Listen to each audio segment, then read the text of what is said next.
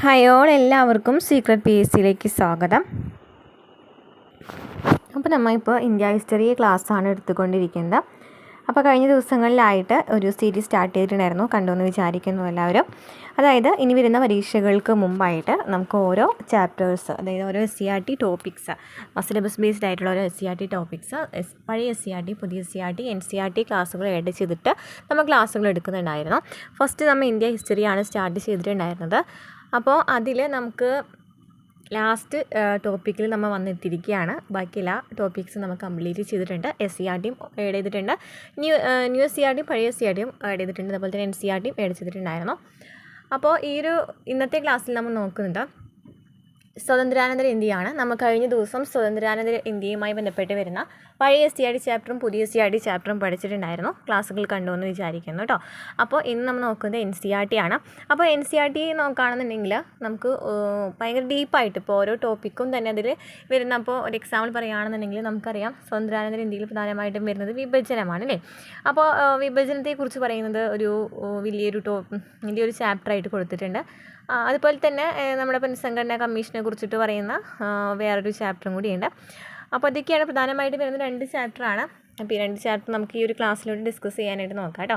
അപ്പോൾ ക്ലാസ്സിന് ലെങ്ത്ത് കൂടാണെന്നുണ്ടെങ്കിൽ ക്ഷമിക്കുക. കാരണം എന്തായാലും നമുക്ക് ഇനി വരുന്ന എക്സാമുകൾക്ക് മുമ്പായിട്ട് നമുക്ക് ഈ ഒരു SCERT NCERT ചാപ്റ്റർ കംപ്ലീറ്റ് ചെയ്യണം. അപ്പോൾ കുറച്ച് ലെങ്ത്ത് ഉണ്ടായിരിക്കും വീഡിയോസൊക്കെ ഇനി വരുന്നതെങ്കിൽ കേട്ടോ. അപ്പോൾ അതിനുശേഷം നമുക്ക് അടുത്ത ദിവസമായിട്ട് ഇന്ത്യ ഹിസ്റ്ററിയിൽ നിന്നും PSC ചോദിച്ചിട്ടുള്ള എല്ലാ ചോദ്യങ്ങളും, പ്രീവിയസ് ക്വസ്റ്റ്യൻ ആൻസേഴ്സ്, എല്ലാ ചോദ്യങ്ങളും മാക്സിമം ക്വസ്റ്റ്യൻസ് നമുക്കതിൽ ഉൾപ്പെടുത്തിയിട്ട് ക്ലാസ്സുകൾ ചെയ്യാം. ഞാൻ ഇതിൽ ഓരോ ടോപ്പിക്കുമായി ബന്ധപ്പെട്ടിട്ടുള്ള ക്ലാസ്സുകൾ തന്നിട്ടുണ്ടായിരുന്നു. ഇതിൻ്റെ ഫസ്റ്റ് 1-2 ടോപ്പിക്കിൻ്റെ റിലേറ്റഡ് ക്ലാസ്സുകൾ തന്നിട്ടുണ്ടായിരുന്നു. അത് കണ്ടുവെന്ന് വിചാരിക്കുന്നു. അത് കണ്ടിട്ടില്ല എന്നുണ്ടെങ്കിൽ നമുക്ക് അതിലെ ആ ടോപ്പിക്സും കൂടി നമുക്ക് ഈ ഒരു പ്രീവിയസ് ക്വസ്റ്റ്യൻ സെക്ഷനിൽ ആഡ് ചെയ്യാം കേട്ടോ. ഓക്കെ, അപ്പോൾ അതോടുകൂടി നമ്മുടെ ഇന്ത്യ ഹിസ്റ്ററി കംപ്ലീറ്റ് ആവാണ്. അതിനുശേഷം നമുക്ക് സയൻസ് ഭാഗത്തേക്കാണ് പോകുന്നത് കേട്ടോ. കാരണം നമ്മൾ ഈ ഒരു ഭാഗവും നമുക്ക് സയൻസ് ഭാഗത്തു നിന്നും ചോദ്യങ്ങൾ നന്നായി ചോദിക്കുന്നുണ്ട്. അപ്പോൾ ഫിസിക്സ് എങ്ങാനും നമുക്കത് കംപ്ലീറ്റ് ചെയ്യാം. അതിനുശേഷം നമുക്കിതുപോലെ ഓരോ സബ്ജക്റ്റും കംപ്ലീറ്റ് ചെയ്യാം. മാക്സിമം സപ്പോർട്ട് ചെയ്യുക, ലൈക്ക് ചെയ്യുക, കമൻറ്റ് ചെയ്യുക, ഹൈപ്പും കൂടെ ചെയ്യുക. അതുപോലെ തന്നെ ഓരോ ദിവസവും നമ്മൾ SCERT ചാപ്റ്റർ എടുക്കുന്നുണ്ട്. 5ാം ക്ലാസ് മുതൽ 10ാം ക്ലാസ് വരെയുള്ള കുറേ ചാപ്റ്റേഴ്സൊക്കെ നമ്മൾ കംപ്ലീറ്റ് ചെയ്തിട്ടുണ്ട്. എടുക്കാത്ത ചാപ്റ്റേഴ്സ് നമ്മൾ കംപ്ലീറ്റ് ചെയ്യുന്നുണ്ട്. അതുപോലെ തന്നെ NCERT ചാപ്റ്റേഴ്സ് നമ്മൾ ഓരോ ചാപ്റ്റർ വൈസ് ആയിട്ടും ക്ലാസ്സുകൾ തരുന്നുണ്ട് കേട്ടോ. പ്ലേലിസ്റ്റ് ചെക്ക് ചെയ്താൽ മതി. അപ്പോൾ ക്ലാസ്സിലേക്ക് കിടക്കാം അല്ലേ. അപ്പോൾ +2 ഹിസ്റ്ററിയിൽ പ്രമേയം 13-ാമത്തെ അധ്യായത്തിലെ പേര് വിഭജനത്തെ മനസ്സിലാക്കൽ എന്നാണ്. ഈ ഒരു ചാപ്റ്റർ അങ്ങനെ ഡീപ്പായിട്ട് പഠിക്കേണ്ട കാര്യമില്ല. കാരണം നമുക്ക് വിഭജനം എന്ന് പറയുന്ന ഒരു ടോപ്പിക്ക് നമുക്ക് വരുന്നില്ല അല്ലേ. നമുക്ക് സ്വതന്ത്രാനന്തര ഇന്ത്യയിലാണ് നമുക്ക് വിഭജനത്തിനെ കുറിച്ചിട്ട് പറയുന്നത്. അല്ലാതെ തന്നെ നമുക്ക് അതിനെ കുറിച്ചിട്ട് ഡീറ്റെയിൽ ആയിട്ട് പഠിക്കാനായിട്ടൊന്നുമില്ല. അപ്പോൾ അതിൽ പ്രധാനപ്പെട്ട പോയിൻറ്റ്സ് നമുക്ക് പഠിച്ചു പോകാം. ഇതിന് ശേഷം ഞാൻ അത് നോട്ട് വൈസ് ആയിട്ട് നമുക്ക് പെട്ടെന്ന് പഠിക്കുന്നതിനായിട്ട് എല്ലാ പോയിൻറ്റ്സും, ആ ഒരു ചാപ്റ്ററിൽ എല്ലാ പോയിൻറ്റ്സും ഉൾപ്പെടുത്തിയിട്ടുള്ള ഒരു ചെറിയൊരു നോട്ടാണ്. അതിനുശേഷം നമുക്ക് ആ ടെക്സ്റ്റ് ബുക്കിൽ പ്രധാനമായിട്ടും പഠിക്കേണ്ട ഭാഗം നമുക്ക് നോക്കാം. അല്ലാതെ നമ്മൾ ഓരോ വരിയും വായിച്ചെടുക്കുകയാണെന്നുണ്ടെങ്കിൽ കുറേ ഉണ്ടാവും. അത് അത്രയും ഡീപ്പായിട്ടാണ് കൊടുത്തിരിക്കുന്നത്. നമുക്ക് അത്രയ്ക്കും ആവശ്യം വരുന്നില്ല നമുക്ക് PSC പഠിക്കുന്നവർക്കായിട്ട്. അപ്പോൾ ക്ലാസ്സിലേക്ക് കിടക്കാം. വിഭജനത്തെ മനസ്സിലാക്കൽ, രാഷ്ട്രീയം, സ്മരണകൾ, അനുഭവങ്ങൾ. 1947 ഓഗസ്റ്റ് 15 ഇന്ത്യയിലെ ബ്രിട്ടീഷ് ഭരണം അവസാനിച്ചു. അപ്പോൾ ഈ ഒരു ഇതുണ്ടല്ലോ, +2 ഹിസ്റ്ററിയിൽ പറയുന്ന ഒരു കാര്യമുണ്ടല്ലോ വിഭജനത്തെക്കുറിച്ച് പറയുന്നത്. +1 ഹിസ്റ്ററിയിൽ നമുക്ക് ഡീറ്റെയിൽ ആയിട്ട് നമുക്ക് നമ്മുടെ ടോപ്പിക്കുമായി ബന്ധപ്പെട്ട് വരുന്ന ഒരു ചാപ്റ്റർ ഉണ്ട്. ആ ഒരു ചാപ്റ്ററും കൂടെ ഞാനിതിൽ ആഡ് ചെയ്യാം കേട്ടോ. അപ്പോൾ അതും കൂടെയും കാണാനായിട്ട് ശ്രമിക്കുക. അതിലാണ് കൂടുതലും നമുക്ക് +1 ഹിസ്റ്ററിയിൽ കുറച്ചും കൂടി നമുക്ക് എല്ലാ കാര്യങ്ങളും അവിടെ നിന്നൊക്കെ പറയുന്നുണ്ട്. ഇതെന്ന് പറയുന്നത് നമുക്കൊരു വിഭജനവുമായി ബന്ധപ്പെട്ട് വരുന്ന ഒരു ചാപ്റ്റർ മാത്രമാണ് കേട്ടോ. 1947 ഓഗസ്റ്റ് 15 ഇന്ത്യയിലെ ബ്രിട്ടീഷ് ഭരണം അവസാനിച്ചു അല്ലേ. നമുക്ക് സ്വാതന്ത്ര്യം ലഭിച്ചു. ബ്രിട്ടീഷ് ഇന്ത്യ 2 പരമാധികാര രാഷ്ട്രങ്ങളായി വിഭജിക്കപ്പെട്ടു. ഇന്ത്യയും പാകിസ്ഥാനും സ്വാതന്ത്ര്യത്തിൻ്റെ സന്തോഷത്തെ വിഭജനത്തെ തുടർന്നുണ്ടായ അതിക്രമങ്ങളും ക്രൂരതയും കെടുത്തിക്കളഞ്ഞു. അതായത് നമുക്കറിയാം, നമുക്ക് ഈ ഒരു സ്വാതന്ത്ര്യം കിട്ടിയപ്പോഴും ഗാന്ധിജിക്കാണെങ്കിലും ഏറ്റവും അധികം വിഷമമുണ്ടായിരുന്ന കാര്യം എന്താണെന്ന് നമ്മൾ കഴിഞ്ഞ ക്ലാസ്സിൽ പറഞ്ഞല്ലോ അല്ലേ. ഗാന്ധിജിയും സ്വാതന്ത്ര്യ സമരം എന്ന് പറയുന്ന ആ ഒരു NCERTയിൽ അതിന് മുമ്പത്തെ ചാപ്റ്ററിൽ നമ്മൾ പറഞ്ഞിട്ടുണ്ടായിരുന്നു. എന്തായിരുന്നു? വിഭജനമായിരുന്നു അല്ലേ. അപ്പോൾ സന്തോഷം ലഭിച്ചിട്ടുണ്ടായിരുന്നെങ്കിലും ഈ വിഭജനം ആ സന്തോഷങ്ങളൊക്കെ കെടുത്തിക്കളഞ്ഞു. സമകാലിക നിരീക്ഷകരും പണ്ഡിതന്മാരും വിഭജനകാലത്തെ അക്രമ സ്വഭാവങ്ങളെ വിവരിക്കുന്നതിന് കൂട്ടക്കൊല എന്ന പദമാണ് ഉപയോഗിക്കുന്നത്. അപ്പോൾ ആ സമയത്ത് ഈ ഒരു അക്രമ സ്വഭാവങ്ങളെ വിവരിക്കുന്നതിനായിട്ട് കൂട്ടക്കൊല എന്ന് പറയുന്ന ഒരു വാക്കാണ് ഉപയോഗിച്ചിട്ടുണ്ടായിരുന്നത് അല്ലേ പണ്ഡിതന്മാരൊക്കെ. ജർമ്മനിയിൽ നാസികൾ നടത്തിയ കൂട്ടക്കുരുതിയെ വിശേഷിപ്പിക്കുന്നതിനാണ് ഹോളോകാസ്റ്റ് എന്ന പദം പൊതുവെ ഉപയോഗിച്ച് വരുന്നത്. ഈ അർത്ഥത്തിൽ ഇന്ത്യയുടെ വിഭജനവും തുടർന്നുണ്ടായ ആക്രമണങ്ങളും ഒരു ഹോളോകാസ്റ്റ് ആയിരുന്നു. എന്നാൽ ജർമ്മനിയിൽ ഭരണകൂടമാണ് ജനങ്ങളെ കൊന്നൊടുക്കിയത്. ഇന്ത്യയിലാകട്ടെ വംശീയവും വർഗീയവുമായ വേർതിരിവുകളാൽ സമുദായങ്ങൾ തമ്മിൽ നടത്തിയ ആക്രമണങ്ങളാണ്. അപ്പോൾ പ്രധാനമായിട്ടും ഈ കൂട്ടക്കൊല അല്ലെങ്കിൽ കൂട്ടക്കുരുതി എന്ന് പറയുന്നത് ജർമ്മനിയിലെ നാസികൾ നടത്തിയിട്ടുള്ള ഒരു കൂട്ടക്കുരുതിയെ വിശേഷിപ്പിക്കുന്നതിനായിട്ടാണ് കൂടുതലായിട്ട് ഈ ഹോളോകാസ്റ്റ് എന്ന് പറയുന്ന ഒരു വാക്ക് ഉപയോഗിച്ചിട്ടുണ്ടായിരുന്നത്. പക്ഷേ ഇന്ത്യയിൽ നമ്മൾ ഈ ഹോളോകാസ്റ്റ് എന്ന് പറയുന്ന പദം ഉപയോഗിക്കാനായിട്ട് കാണുന്നുണ്ടെങ്കിൽ ഇവിടുത്തെ പ്രധാന പ്രത്യേകത എന്ന് വെച്ചാൽ ജർമ്മനിയിലാണെന്നുണ്ടെങ്കിൽ ഭരണകൂടമാണ് ഈ ക്രൂരതകളൊക്കെ അതിക്രമങ്ങളൊക്കെ നടത്തിയിട്ടുണ്ടായിരുന്നത്. എന്നാൽ ഇന്ത്യയിൽ നോക്കുകയാണെന്നുണ്ടെങ്കിൽ വംശീയവും വർഗീയവുമായ വേർതിരിവുകളാൽ സമുദായങ്ങൾ തമ്മിൽ നടന്ന ആക്രമണങ്ങളായിരുന്നു. അതാണ് അവിടുത്തെ രണ്ട് ഡിഫറൻസ് എന്ന് പറയുന്നത്. ഇനി വിഭജനം എന്തുകൊണ്ട് എങ്ങനെ സംഭവിച്ചു, എന്തുകൊണ്ടാണ് വിഭജനം സംഭവിക്കാൻ കാരണം? മുഹമ്മദ് അലി ജിന്നയുടെ ദ്വിരാഷ്ട്ര സിദ്ധാന്തവും അതിൻ്റെ പരിണിതഫലമായി സംഭവിക്കുന്ന വിഭജനവും ഉണ്ടായതിൻ്റെ പിന്നിൽ അനവധി കാരണങ്ങൾ കാണാൻ കഴിയും. വിഭജനം ഹിന്ദുവും മുസ്ലിങ്ങളും തമ്മിലുള്ള സുദീർഘമായ പോരാട്ട ചരിത്രത്തിൻ്റെ പര്യവസാനമാണെന്ന് ചിലർ പറയുന്നു. രണ്ട് സമുദായങ്ങളിലുമുണ്ടായ മതതീത സ്വഭാവമുള്ള പ്രസ്ഥാനങ്ങളാണ് വിഭജനത്തിന് കാരണമായത് എന്ന് പറയുന്നു. ബ്രിട്ടീഷുകാരുടെ ഭിന്നിപ്പിച്ച് ഭരിക്കുക എന്ന നയമാണ് വിഭജനത്തിന് കാരണമായത്. മെയിനായിട്ട് അത് തന്നെയാണല്ലേ, ബ്രിട്ടീഷുകാരുടെ ഭിന്നിപ്പിച്ച് ഭരിക്കുക എന്ന് പറയുന്ന വിഭജനം തന്നെയാണ് കാരണമായത്. അപ്പോഴാണ് നമ്മുടെ മുഹമ്മദ് അലി ജിന്ന പറയുന്നത് ഇങ്ങനെ രണ്ട് രാഷ്ട്രം വേണമെന്നൊക്കെ പറയുന്നത്. അപ്പോൾ ഇതൊരു സപ്പോർട്ട് ചെയ്തത്. കാരണം ഇവരുടെ ഉദ്ദേശം എന്ന് പറയുന്നത് ഇങ്ങനെ വരാണെന്നുണ്ടെങ്കിൽ എന്തായാലും അവരെ ഭിന്നിപ്പിക്കുകയാണ് അല്ലേ, ഭിന്നിപ്പിച്ച് ഭരിക്കുക എന്ന് പറയുന്ന ഒരു ലക്ഷ്യം നിറവേൽക്കാനായിട്ട് പറ്റും. മുസ്ലിം സമുദായത്തിന് പ്രത്യേക നിയോജക മണ്ഡലങ്ങൾ അവർ അനുവദിച്ചത് ഇതിൻ്റെ ഭാഗമായിട്ടായിരുന്നു. ഈ ഒരു ഉദ്ദേശത്തോടു കൂടി തന്നെയായിരുന്നു 1906 മിൻറ്റോ മോർലി പരിഷ്കാരം പ്രത്യേക നിയോജക മണ്ഡലങ്ങൾ ആദ്യമായി അനുവദിച്ചു. കോൺഗ്രസും മുസ്ലിം ലീഗും തമ്മിൽ ഒന്നിച്ചുണ്ടാക്കിയ ലക്നൗ കരാർ എന്നാണ് 1916 ലക്നൗ കരാർ വരുന്നത് അല്ലേ, വർഗീയതയുടെ വളർച്ചയെ സഹായിച്ചു. 1937 പ്രവിശ്യ തെരഞ്ഞെടുപ്പിൽ കോൺഗ്രസിൻ്റെ അതിശയകരമായ വിജയം. കോൺഗ്രസ് വിജയിക്കുകയും ചെയ്തു അല്ലേ. ഇനി നെക്സ്റ്റ് പാകിസ്ഥാൻ പ്രമേയം. 1940 മുസ്ലിം ലീഗിൻ്റെ ലാഹോർ സമ്മേളനത്തിലാണ് ആദ്യമായി പാകിസ്ഥാൻ പ്രമേയം പാസ്സാക്കിയത്. അപ്പോൾ പാകിസ്ഥാൻ പ്രമേയം പാസ്സാക്കിയത് 1940 മുസ്ലിം ലീഗിൻ്റെ ലാഹോർ സമ്മേളനത്തിലാണ്. ഈ പ്രമേയം തയ്യാറാക്കിയത് സിക്കന്ദർ ഹൈത്ത് ഖാനാണ്. അപ്പോൾ ഈ പാകിസ്ഥാൻ പ്രമേയം തയ്യാറാക്കിയത് ആരാണ്? സിക്കന്ദർ ഹൈത്ത് ഖാനാണ്. പാകിസ്ഥാൻ വാദത്തിൻ്റെ ഉത്ഭവം ഉറുദു കവിയായ മുഹമ്മദ് ഇക്ബാലിൽ കാണാൻ കഴിയും. പാകിസ്ഥാൻ എന്ന് പറയുന്ന വാക്ക് അല്ലെങ്കിൽ ഈ ഒരു വാക്ക് ഇപ്പോൾ ഈ വാക്ക് നോക്കുകയാണെന്നുണ്ടെങ്കിൽ അത് മുഹമ്മദ് ഇക്ബാലാണ് ഈ ഒരു വാക്ക് കൊണ്ടുവന്നത് നമുക്ക് മനസ്സിലാക്കാനായിട്ട് പറ്റും. പ്രമേയം പാസ്സാക്കുന്ന പക്ഷേ ആരാണ്? സിക്കന്ദർ ഹൈത്ത് ഖാനാണ്. കേംബ്രിഡ്ജിലെ വിദ്യാർത്ഥിയായിരുന്നു റഹ്മത്ത് അലി. ഈ റഹ്മത്ത് അലിയാണ് ഈ വാക്ക് നിർദ്ദേശിച്ചത്. പുണ്യഭൂമി എന്നാണ് പാകിസ്ഥാൻ എന്ന വാക്കിൻ്റെ അർത്ഥം. ഇനി ആരാണ് ക്യാബിനറ്റ് മിഷൻ? രണ്ടാം ലോക മഹായുദ്ധാനന്തരം 1945 അധികാര കൈമാറ്റത്തിന് വേണ്ടിയുള്ള ചർച്ച നടത്താൻ ബ്രിട്ടീഷ് ഗവൺമെൻറ് ഒരു ദൗത്യ സംഘത്തെ ഇന്ത്യയിലേക്ക് അയച്ചു. രണ്ടാം ലോക മഹായുദ്ധത്തിന് ശേഷം അധികാര കൈമാറ്റത്തിന് വേണ്ടി ചർച്ച ചെയ്യുന്നതിനായിട്ട് ഒരു ദൗത്യ സംഘത്തെ ഇന്ത്യയിലേക്ക് നയിക്കുകയാണ്. ക്യാബിനറ്റ് മിഷൻ എന്നാണ് ഇതിൽ അറിയപ്പെടുന്നത്. ക്യാബിനറ്റ് മിഷൻ വിഭജനത്തെ അനുകൂലിച്ചില്ല. അപ്പോൾ ക്യാബിനറ്റ് മിഷന് ഈ ഒരു വിഭജനത്തെ അനുകൂലിച്ചിട്ടുണ്ടായിരുന്നില്ല. അതിനാൽ മുസ്ലിം ലീഗ് ഈ പദ്ധതി തള്ളിക്കളഞ്ഞു. എന്താണ് പറയുന്നത്? ക്യാബിനറ്റ് മിഷൻ ഈ ഒരു പദ്ധതി അനുകൂലിച്ചില്ല, ഈ ഒരു വിഭജനത്തെ കുറിച്ചിട്ട് അനുകൂലിച്ചില്ല. മുസ്ലിം ലീഗ് എന്ത് ചെയ്തു? ഈ ഒരു പദ്ധതി തള്ളിക്കളയാണ് ചെയ്തത്. അതേ തുടർന്ന് പ്രത്യക്ഷ സമരവുമായി മുസ്ലിം ലീഗ് രംഗത്ത് വരുന്നത്. അതേ സമയമാണ് എന്ത് വരുന്നത്? അതിനെ തുടർന്നാണ് പ്രത്യക്ഷ സമരമായിട്ട് ആര് വരുന്നത്? മുസ്ലിം ലീഗ് രംഗത്ത് വരുന്നത്. ഉത്തരേന്ത്യയിൽ പലയിടത്തും വർഗീയ കലാപങ്ങൾ ഇതുമൂലം ഉണ്ടായി. അങ്ങനെയാണ് അവിടെ കലാപങ്ങളൊക്കെ വരുന്നത്.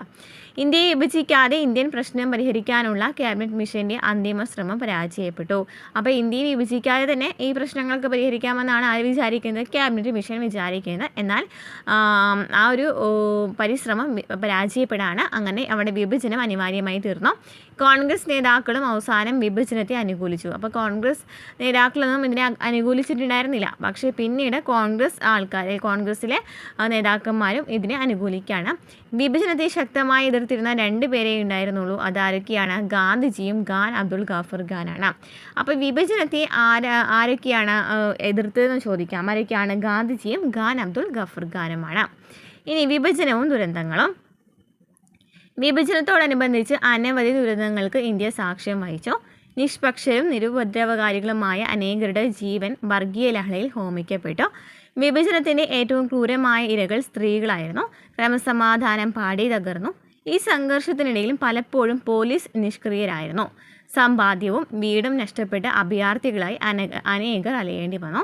സ്ത്രീകൾ അനുഭവിച്ച ദുരിതങ്ങൾ പറയുന്ന ഗ്രന്ഥമാണ് ഉർവശി ബട്ടാലിയയുടെ നിശബ്ദതയുടെ മറുവശം എന്ന് പറയുന്നത്. അപ്പോൾ നമുക്ക് ഈ ഒരു ദുരന്തങ്ങളെക്കുറിച്ച് ഓരോരുത്തർ എന്താ പറയുക, അവിടെ എന്തൊക്കെ സംഭവിച്ചു എന്നുള്ളതൊക്കെ നമുക്ക് അടുത്ത +1 ഹിസ്റ്ററിയിൽ പറയുന്നുണ്ട് കേട്ടോ. അത് ഞാൻ ഈ ക്ലാസ് എടുത്തതിന് ശേഷം എടുക്കാം, ഈ ഒരു ചാപ്റ്റർ എടുത്തതിന് ശേഷം പറയാം. അപ്പോൾ അത് നമ്മുടെ ടെക്സ്റ്റ് ബുക്കിൽ ഡീറ്റെയിൽ ആയിട്ട് ഇതിൽ പറയുന്നുണ്ട്. നിശബ്ദതയുടെ മറുവശം എന്ന് പറയുന്നത് ആരുടേതാണ്? ഉർവശി ബട്ടാലിയുടേതാണ്. അത് പഠിച്ചു വെച്ചിരിക്കാം. ദുരന്തത്തിൻ്റെ നടക്കുന്ന അനുഭവങ്ങളിലും സ്നേഹം, മനുഷ്യത്വം, സൗഹൃദം എന്നിവയുടെ അനുഭവങ്ങളും ഉണ്ടായിട്ടുണ്ട്. വർഗീയതയുടെ വിഷപ്പുക അന്തരീക്ഷത്തിന്മേൽ കരിമ്പടം പുതപ്പിച്ചപ്പോഴും എല്ലാം മറന്ന് പരസ്പരം സഹായിച്ചതിൻ്റെ ഉദാഹരണങ്ങളും അനവധിയുണ്ട്. അവർ സാന്ത്വനങ്ങൾ സൃഷ്ടിച്ചു. ഇനി വാമൊഴി തെളിവും ചരിത്രവും. ചരിത്രരചനയ്ക്ക് വാമൊഴി തെളിവുകളും അടിസ്ഥാനമാക്കാം എന്നതിൻ്റെ ഉദാഹരണമാണ് ഇന്ത്യ വിഭജന ചരിത്രം.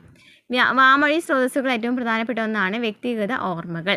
ദരിദ്രരുടെയും അധികാരമില്ലാത്തവരുടെയും അനുഭവങ്ങൾ വീണ്ടെടുത്തുകൊണ്ട് ചരിത്ര അന്വേഷണത്തിൻ്റെ അതിരുകൾ വികസിക്കുന്നു. വാമൊഴി ചരിത്രത്തെ പല കാരണങ്ങളാൽ തിരസ്കരിക്കപ്പെടുന്നുണ്ട്. വാമൊഴിയായി ലഭിക്കുന്ന വിവരങ്ങൾക്ക് ഉറപ്പോ കൃത്യതയോ ഇല്ല. അവ നൽകുന്ന കാലഘടന പലപ്പോഴും കൃത്യമല്ല. വാമൊഴി ചരിത്രം വ്യക്തിപരമായി ബന്ധപ്പെട്ട് പോകാറുണ്ട്. വാമൊഴിയുടെ അടിസ്ഥാനം ഓർമ്മയാണ്. ഓർമ്മ ആപേക്ഷികമായി നിൽക്കുന്നു. ഇനി നെക്സ്റ്റ് ഇവർ ഗാന്ധിജിയുടെ ഇന്ത്യയിലെ ആദ്യകാല സത്യാഗ്രഹങ്ങളെക്കുറിച്ച് പറയുന്നുണ്ട്. ജസ്റ്റ് നമ്മൾ പഠിച്ചതാണ് 1917 ചമ്പാരൻ സത്യാഗ്രഹം അല്ലേ. പിന്നെ 1918 ഗുജറാത്തിലെ അഹമ്മദാബാദ് സമരവും അതുപോലെ തന്നെ കേരളത്തിലെ കർഷക സമരമൊക്കെ എന്താണ് ഗാന്ധിജിയുടെ ഇന്ത്യയിലെ ആദ്യകാല സത്യാഗ്രഹങ്ങളാണ്. ഇമ്പോർട്ടൻ്റ് ആണ്. ഞാൻ വീണ്ടും റിപ്പീറ്റ് അടിച്ച് പറയുന്നില്ല. കഴിഞ്ഞ ക്ലാസ്സിൽ നമ്മൾ ഡീറ്റെയിൽ ആയിട്ട് പറഞ്ഞിട്ടുണ്ടായിരുന്നു. നമുക്ക് ടെക്സ്റ്റ് ബുക്കിൽ എന്താ പറയുന്നത് നോക്കാം. ഇവിടെ നമുക്ക് കുറച്ച് റിപ്പോർട്ടുകൾ അല്ലെങ്കിൽ അതുപോലെ തന്നെ കത്തുകൾ, അതൊക്കെയാണ് നമുക്ക് ആദ്യം തന്നെ ഈ ഒരു ചാപ്റ്ററിൽ കാണിച്ചു വെച്ചിരിക്കുന്നത്. നമുക്ക് അത്രയ്ക്കും ഡീപ്പായിട്ട് പഠിക്കേണ്ട കാര്യമൊന്നുമില്ല. കാരണം നമുക്ക് ഈ ഒരു വിഭജനം എന്ന് പറയുന്ന ഒരു ടോപ്പിക്ക് എടുത്ത് പറയുന്നൊന്നുമില്ല സിലബസിൽ. നമുക്ക് ഒരു പ്രധാനമായിട്ട് നമ്മുടെ സ്വതന്ത്രാനന്തര ഇന്ത്യയിൽ ഈ വിഭജനം നടക്കുന്നുണ്ടെന്ന് പറഞ്ഞിട്ട് അതിലെ കുറച്ച് കാര്യങ്ങൾ നമ്മൾ SCERTയിൽ കണ്ടു അല്ലേ. അത്ര തന്നെ നമുക്ക് വിഭജനത്തെക്കുറിച്ച് പഠിച്ചാൽ മതി. പക്ഷേ നമുക്ക് ടെക്സ്റ്റ് ബുക്ക് NCERT ഇമ്പോർട്ടൻ്റ് ആണ്. NCERTയിൽ നിന്ന് ക്വസ്റ്റ്യൻ വരുന്ന കാരണം നമുക്ക് ഈ ഒരു ചാപ്റ്ററിൽ പറയുന്ന കുറച്ച് കാര്യങ്ങളുണ്ട്. നമുക്ക് നോക്കാം. ഒന്ന്, ലക്നൗ ഉടമ്പടി. നമ്മൾ കഴിഞ്ഞ ക്ലാസ്സിൽ പറഞ്ഞിട്ടുള്ളത് തന്നെയാണ് ലക്നൗ ഉടമ്പടി. 1916 ഡിസംബറിൽ ലക്നൗ ഉടമ്പടി കോൺഗ്രസും മുസ്ലിം ലീഗും തമ്മിലുള്ള ധാരണയായിരുന്നു. UP ആസ്ഥാനമായുള്ള യങ് പാർട്ടി നിയന്ത്രണത്തിലുള്ളതാണ് ഇതെന്ന് പറയുന്നത് കേട്ടോ. അപ്പോൾ 1916 ഡിസംബറിലാണ് ലക്നൗ ഉടമ്പടി വരുന്നത്. നമ്മൾ കോൺഗ്രസ് INC പഠിക്കുമ്പോൾ പഠിച്ചിട്ടുണ്ടായിരുന്നു. ഇതെന്ന് പറയുന്നതാണ് മുസ്ലിം ലീഗും കോൺഗ്രസും തമ്മിലുള്ള ഒരു ധാരണയാണ്. ഇതിലൂടെ കോൺഗ്രസ് പ്രത്യേക നിയോജക മണ്ഡലങ്ങൾ അംഗീകരിച്ചു. ഈ ഉടമ്പടി മിതവാദികൾക്കും പരിഷ്കരണവാദികൾക്കും മുസ്ലിം ലീഗിനും ഒരു സംയുക്ത രാഷ്ട്രീയ വേദി നൽകി. നെക്സ്റ്റ്, ആര്യ സമാജ്.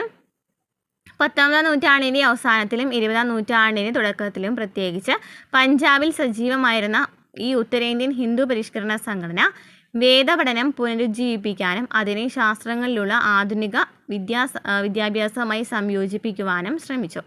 അപ്പോൾ ആര്യ സമാജം ആരുടേതാണെന്നുള്ളത് കമൻറ്റ് ചെയ്യും. നമ്മൾ ദേശീയ പ്രസ്ഥാനങ്ങൾ എടുത്തപ്പോൾ പറഞ്ഞിട്ടുണ്ടായിരുന്നതാണ്. പിന്നെ നമുക്ക് പഠിക്കാനായിട്ടുള്ളത് മുസ്ലിം ലീഗാണ്. ആരാണ് മുസ്ലിം ലീഗ്? 1906 തുടക്കത്തിൽ ധാക്കയിൽ തുടങ്ങിയ മുസ്ലിം ലീഗിനെ UP അടിസ്ഥാനമാക്കിയ മുസ്ലിം വരേണ്യവർഗം പെട്ടെന്ന് ഏറ്റെടുത്തു. അപ്പോൾ പഠിച്ചു വെച്ചിരിക്കുക, മുസ്ലിം ലീഗ് രൂപീകരിക്കുന്നത് 1906 തുടക്കത്തിലാണ്. എവിടെയാണ്? ധാക്കയിലാണ് മുസ്ലിം ലീഗ് രൂപീകരിക്കുന്നത്.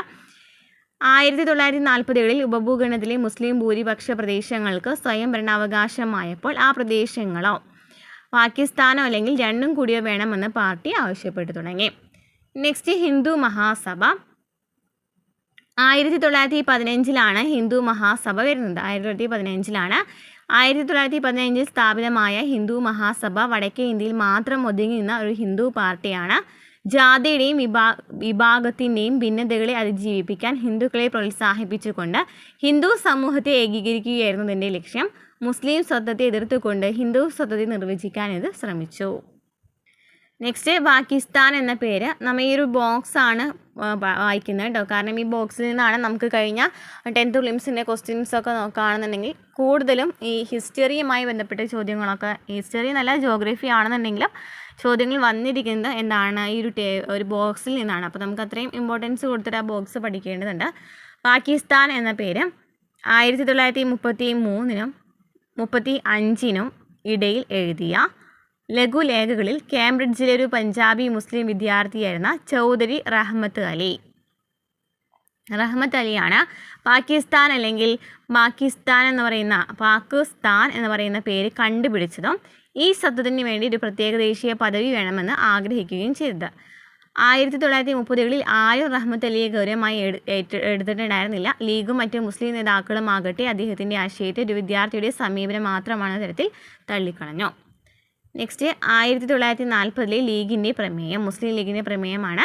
എന്താണ്? ഇന്ത്യയുടെ വടക്ക് പടിഞ്ഞാറൻ കിഴക്കൻ മേഖലകൾ പോലുള്ള മുസ്ലിം ജനസംഖ്യാ ഭൂരിപക്ഷ പ്രദേശങ്ങൾ ഉൾപ്പെട്ട യൂണിറ്റുകൾക്ക് സ്വയം ഭരണാവകാശവും പരമാധികാരവുമുള്ള സ്വതന്ത്ര സംസ്ഥാനങ്ങളുടെ ഒരു കൂട്ടമായി രൂപീകരിക്കുന്നതിനാവശ്യമായ അതിർത്തി പുനഃക്രമീകരണങ്ങൾ നടത്തിക്കൊണ്ട് ഭൂമിശാസ്ത്രപരമായ ഐക്യരൂപ്യമുള്ള യൂണിറ്റുകളെ പ്രദേശങ്ങളായി വേർതിരിക്കണമെന്ന് പറഞ്ഞിട്ടുണ്ടായിരുന്നു. നെക്സ്റ്റ് വരുന്നത് ഇവിടെ യൂണിയനിസ്റ്റ് പാർട്ടിയാണ്. പഞ്ചാബിലെ ഹിന്ദു മുസ്ലിം സിഖ് ഭൂവുടമകളുടെ താല്പര്യങ്ങളെ പ്രതിനിധീകരിക്കുന്ന ഒരു രാഷ്ട്രീയ പാർട്ടിയാണ് യൂണിയനിസ്റ്റ് പാർട്ടി. അപ്പോൾ യൂണിയനിസ്റ്റ് പാർട്ടിയിൽ ആരൊക്കെ വരുന്നുണ്ട്? ഹിന്ദു മുസ്ലിം സിഖും വരുന്നുണ്ട്. 1923 മുതൽ 47 വരെയുള്ള കാലഘട്ടത്തിൽ പാർട്ടി ശക്തമായിരുന്നു.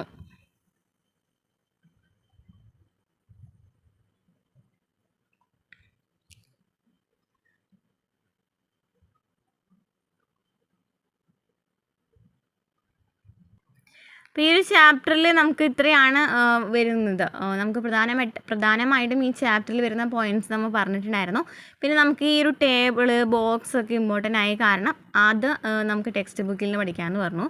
അപ്പോൾ അത് നമ്മുടെ ആ ഒരു ബോക്സ് കംപ്ലീറ്റ് ആയിട്ടുണ്ട്. ഇനി കുറച്ച് കാലരേഖ ഈ ഒരു ചാപ്റ്ററിൽ പറയുന്ന പ്രധാനപ്പെട്ട വർഷങ്ങളെക്കുറിച്ച് നമുക്ക് നോക്കാം. 1930 ഒരു അയഞ്ഞ ഇന്ത്യൻ ഫെഡറേഷനുള്ളിൽ സ്വയം ഭരണാധികാരമുള്ള ഒരു യൂണിറ്റ് എന്ന നിലയിൽ വടക്കു പടിഞ്ഞാറൻ ഇന്ത്യൻ മുസ്ലിം രാഷ്ട്രത്തിൻ്റെ ആവശ്യകതയെക്കുറിച്ച് ഉറുദു കവിയായ മുഹമ്മദ് ഇക്ബാൽ സംസാരിച്ചു. 1933 കേംബ്രിഡ്ജിലെ പഞ്ചാബി മുസ്ലിം വിദ്യാർത്ഥിയായ ചൗധരി റഹ്മത്ത് അലി പാകിസ്ഥാൻ എന്ന് പറയുന്ന പേര് രൂപീകരിച്ചു. 37-39 സമയത്ത് ബ്രിട്ടീഷ് ഇന്ത്യയിലെ 11 പ്രവിശ്യകളിൽ 7ലും കോൺഗ്രസ് മന്ത്രിസഭകൾ അധികാരത്തിൽ വരുന്നു. 1940-ലാണ് എന്ത് വരുന്നത് എന്ന് പ്രമേയം അവതരിപ്പിക്കുന്നത്. മുസ്ലിം ഭൂരിപക്ഷ പ്രദേശങ്ങൾക്ക് ഒരളവ് വരെ സ്വയം ഭരണാധികാരം ആവശ്യപ്പെട്ടുകൊണ്ട് മുസ്ലിം ലീഗ് ലാഹോറിൽ വെച്ച് ഒരു പ്രമേയം കൊണ്ടുവരുന്നു. 1946 പ്രവിശ്യകളിൽ തെരഞ്ഞെടുപ്പ് നടക്കുന്നു. പൊതു നിയോജക മണ്ഡലങ്ങളിലെ കോൺഗ്രസിൻ്റെ വമ്പൻ വിജയം, മുസ്ലിം സീറ്റുകളിലെ ലീഗിൻ്റെ വിജയവും അതിനൊപ്പം ഗംഭീരമായിരുന്നു. മാർച്ച് മുതൽ ജൂൺ വരെ ബ്രിട്ടീഷ് ക്യാബിനറ്റ് 3 അംഗ ക്യാബിനറ്റ് മിഷനെ ഡൽഹിയിലേക്ക് അയച്ചു. ഓഗസ്റ്റിൽ പാകിസ്ഥാൻ നേടിയെടുക്കുന്നതിന് മുസ്ലിം ലീഗ് ഡയറക്റ്റ് ആക്ഷൻ തീരുമാനിക്കുന്നു. ഓഗസ്റ്റ് 16 കൽക്കട്ടയിൽ ഹിന്ദു സിഖ് മതക്കാർക്കും മുസ്ലിങ്ങൾക്കും ഇടയിൽ ആക്രമണം പൊട്ടിപ്പുറപ്പെടുന്നു. ദിവസങ്ങളോളം നീണ്ടു നിൽക്കുകയും ആയിരക്കണക്കിന് ജനങ്ങൾ മരിക്കുകയും ചെയ്യുന്നു. 1947 മാർച്ച് പഞ്ചാബിനെ മുസ്ലിം ഭൂരിപക്ഷം ഹിന്ദു സിഖ് ഭൂരിപക്ഷം എന്നിങ്ങനെ രണ്ടായി വിഭജിക്കാനും സമാനമായ തത്വം ബംഗാളിൽ ബാധകമാക്കാനും കോൺഗ്രസ് ഹൈക്കമാൻഡ് വോട്ട് ചെയ്യുന്നു. ബ്രിട്ടീഷുകാർ ഇന്ത്യ വിടാൻ ആരംഭിക്കുന്നു. 1947 ഓഗസ്റ്റ് 14 മുതൽ 15 വരെ പാകിസ്ഥാൻ രൂപീകരിക്കപ്പെടുന്നു. ഇന്ത്യ സ്വാതന്ത്ര്യം നേടുന്നു. സാമുദായിക ഐക്യം പുനഃസ്ഥാപിക്കുന്നതിനായി മഹാത്മാഗാന്ധി കിഴക്കൻ ബംഗാളിലെ നൗഗലിൽ പര്യടനം നടത്തുന്നു. ഓക്കെ, അപ്പോൾ ഇത്രയാണ് നമുക്ക് ഈ ഒരു ചാപ്റ്ററിൽ പഠിക്കാനായിട്ടുള്ളൂ. നെക്സ്റ്റ് ചാപ്റ്റർ +1 ആണ്. +1 ഹിസ്റ്ററിയിലാണ്. നമുക്ക് ആ ക്ലാസ്സിലേക്ക് കിടക്കാം. അപ്പോൾ ക്ലാസ്സുകൾ മനസ്സിലാവുന്നുണ്ടെങ്കിൽ സപ്പോർട്ട് ചെയ്യാൻ മറക്കരുത്. ലൈക്ക് ചെയ്യുക, കമൻറ്റ് ചെയ്യുക, ഹൈപ്പും കൂടെ ചെയ്യാം കേട്ടോ.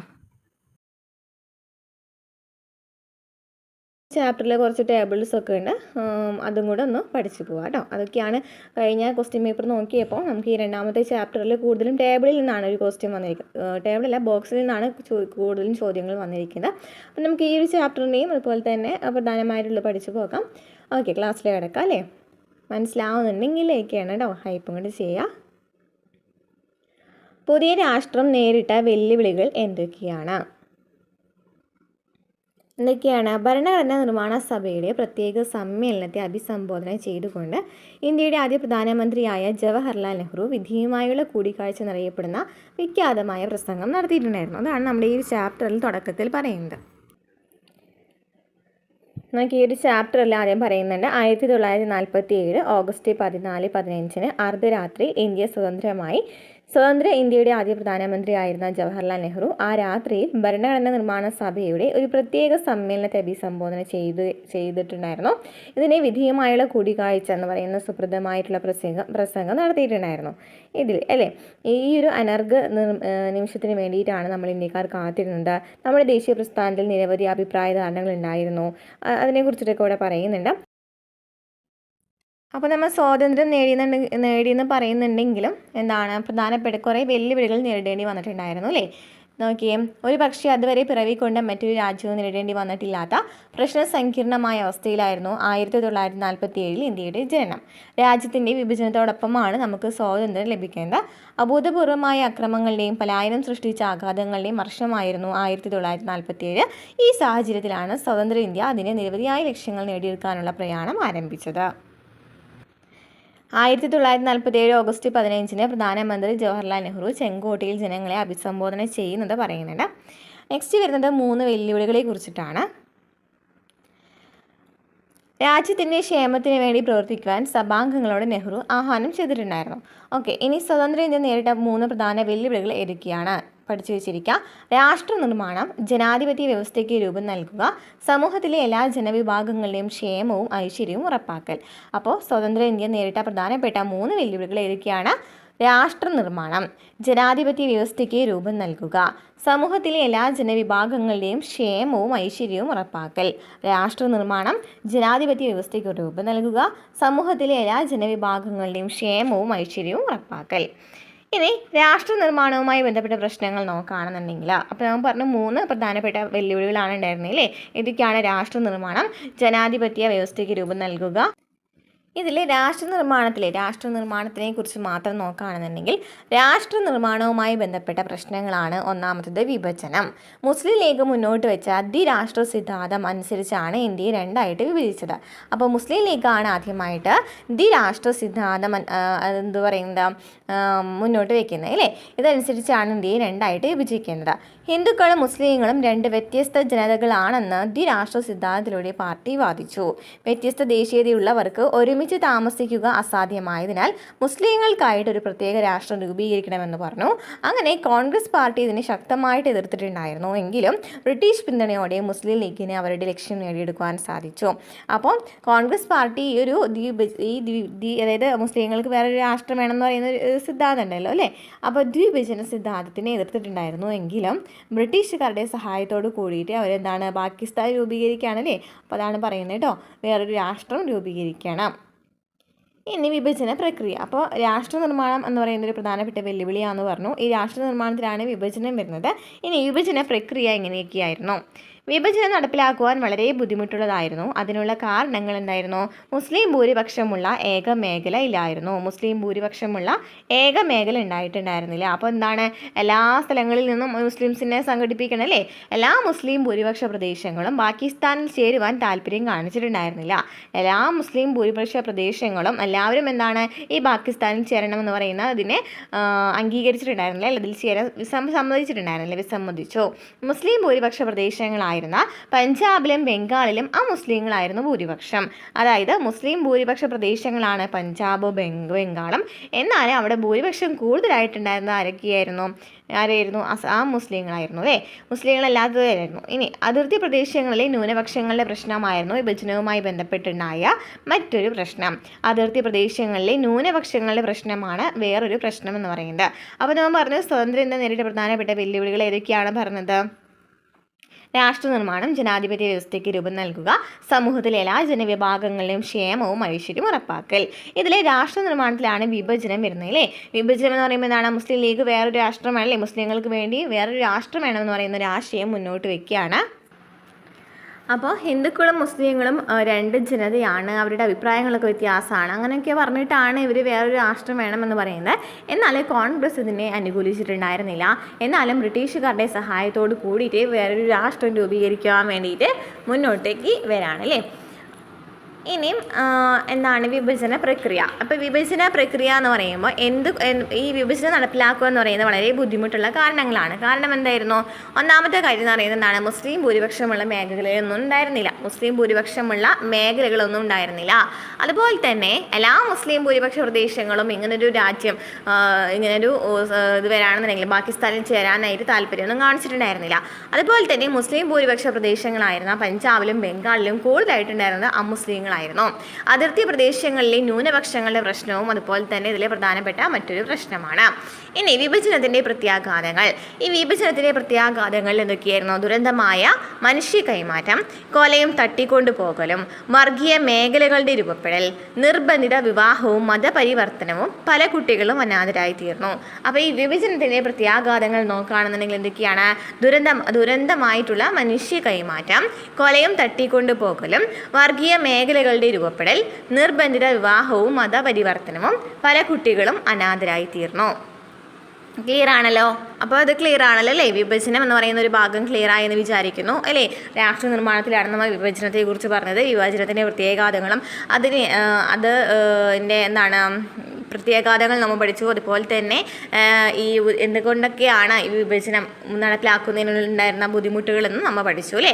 ഇനി നെക്സ്റ്റ് വരുന്നത് പ്രധാനമായിട്ടുള്ളൊരു ഭാഗമാണ് നാട്ടുരാജ്യങ്ങളുടെ സംയോജനം അല്ലേ. പ്രധാനമായിട്ടും സ്വതന്ത്ര ഇന്ത്യ നേരിട്ട പ്രധാനപ്പെട്ട വേറൊരു വെല്ലുവിളിയാണ് നാട്ടുരാജ്യങ്ങളുടെ സംയോജനം എന്ന് പറയുന്നത് അല്ലേ. കറക്റ്റ് SC ആർട്ടിലെടുത്ത് പറയുന്ന പോയിന്റാണ്. ബ്രിട്ടീഷ് കോളനിയായി മാറിയ ഇന്ത്യയിൽ 2 മേഖലകൾ ഉണ്ടായിരുന്നു. അപ്പോൾ ബ്രിട്ടീഷ് കോളനിയായിട്ട് മാറിയ ഇന്ത്യയിൽ എത്ര മേഖലകളുണ്ടായിരുന്നു? 2 മേഖലകളുണ്ടായിരുന്നു അല്ലേ. ഏതൊക്കെയാണ്? നാട്ടുരാജ്യങ്ങളും ഉണ്ടായിരുന്നു, ബ്രിട്ടീഷ് ഇന്ത്യൻ പ്രവിശ്യകളും ഉണ്ടായിരുന്നു.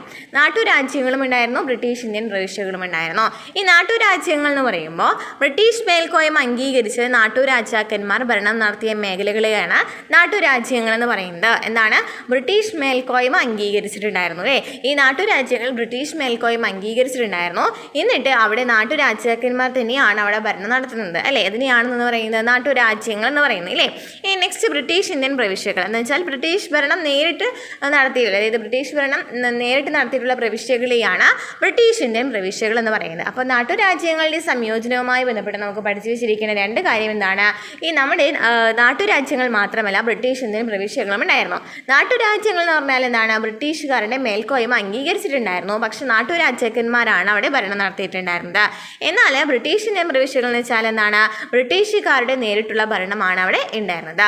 ഇന്ത്യയിൽ 565 നാട്ടുരാജ്യങ്ങളുണ്ടായിരുന്നു. ഇന്ത്യയിൽ എത്ര നാട്ടുരാജ്യങ്ങളുണ്ടായിരുന്നു? ആദ്യം 565 നാട്ടുരാജ്യങ്ങളാണ് ഉണ്ടായിരുന്നത്. അപ്പം എന്താ പറയുന്നത്? ചില നാട്ടുരാജ്യങ്ങളുടെ സംയോജന പ്രക്രിയ അത്ര എളുപ്പമായിരുന്നില്ല. ഇന്ത്യൻ സ്വാതന്ത്ര്യ നിയമം അനുസരിച്ച് സ്വാതന്ത്ര്യം ലഭിക്കുന്നതോടെ ബ്രിട്ടീഷ് ഇന്ത്യയിൽ ഉണ്ടായിരുന്ന നാട്ടുരാജ്യങ്ങൾക്ക് ഇന്ത്യയിലോ പാകിസ്ഥാനിലോ ചേരാം, അല്ലെങ്കിൽ സ്വതന്ത്ര രാഷ്ട്രമായി നിലനിൽക്കാം.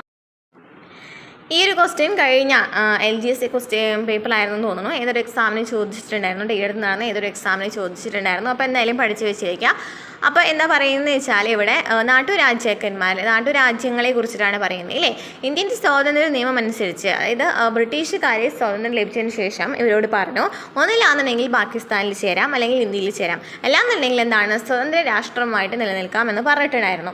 ഈ സ്റ്റേറ്റ്മെൻറ്റ് അവിടെ തെറ്റായിട്ടാണ് കൊടുത്തിട്ടുണ്ടായിരുന്നത്. അപ്പോൾ ഇന്ത്യൻ സ്വാതന്ത്ര്യ നിയമം അനുസരിച്ചിട്ട് സ്വാതന്ത്ര്യം ലഭിക്കുമ്പോൾ ബ്രിട്ടീഷുകാർ എന്താ പറഞ്ഞിട്ടുണ്ടായിരുന്നത്? ഒന്നില്ലെങ്കിൽ ഇന്ത്യയിലോ അല്ലെങ്കിൽ പാകിസ്ഥാനിൽ ചേരാം, അല്ലാന്നുണ്ടെങ്കിൽ സ്വതന്ത്ര നാട്ടുരാജ്യമായിട്ട് നിലനിൽക്കാം.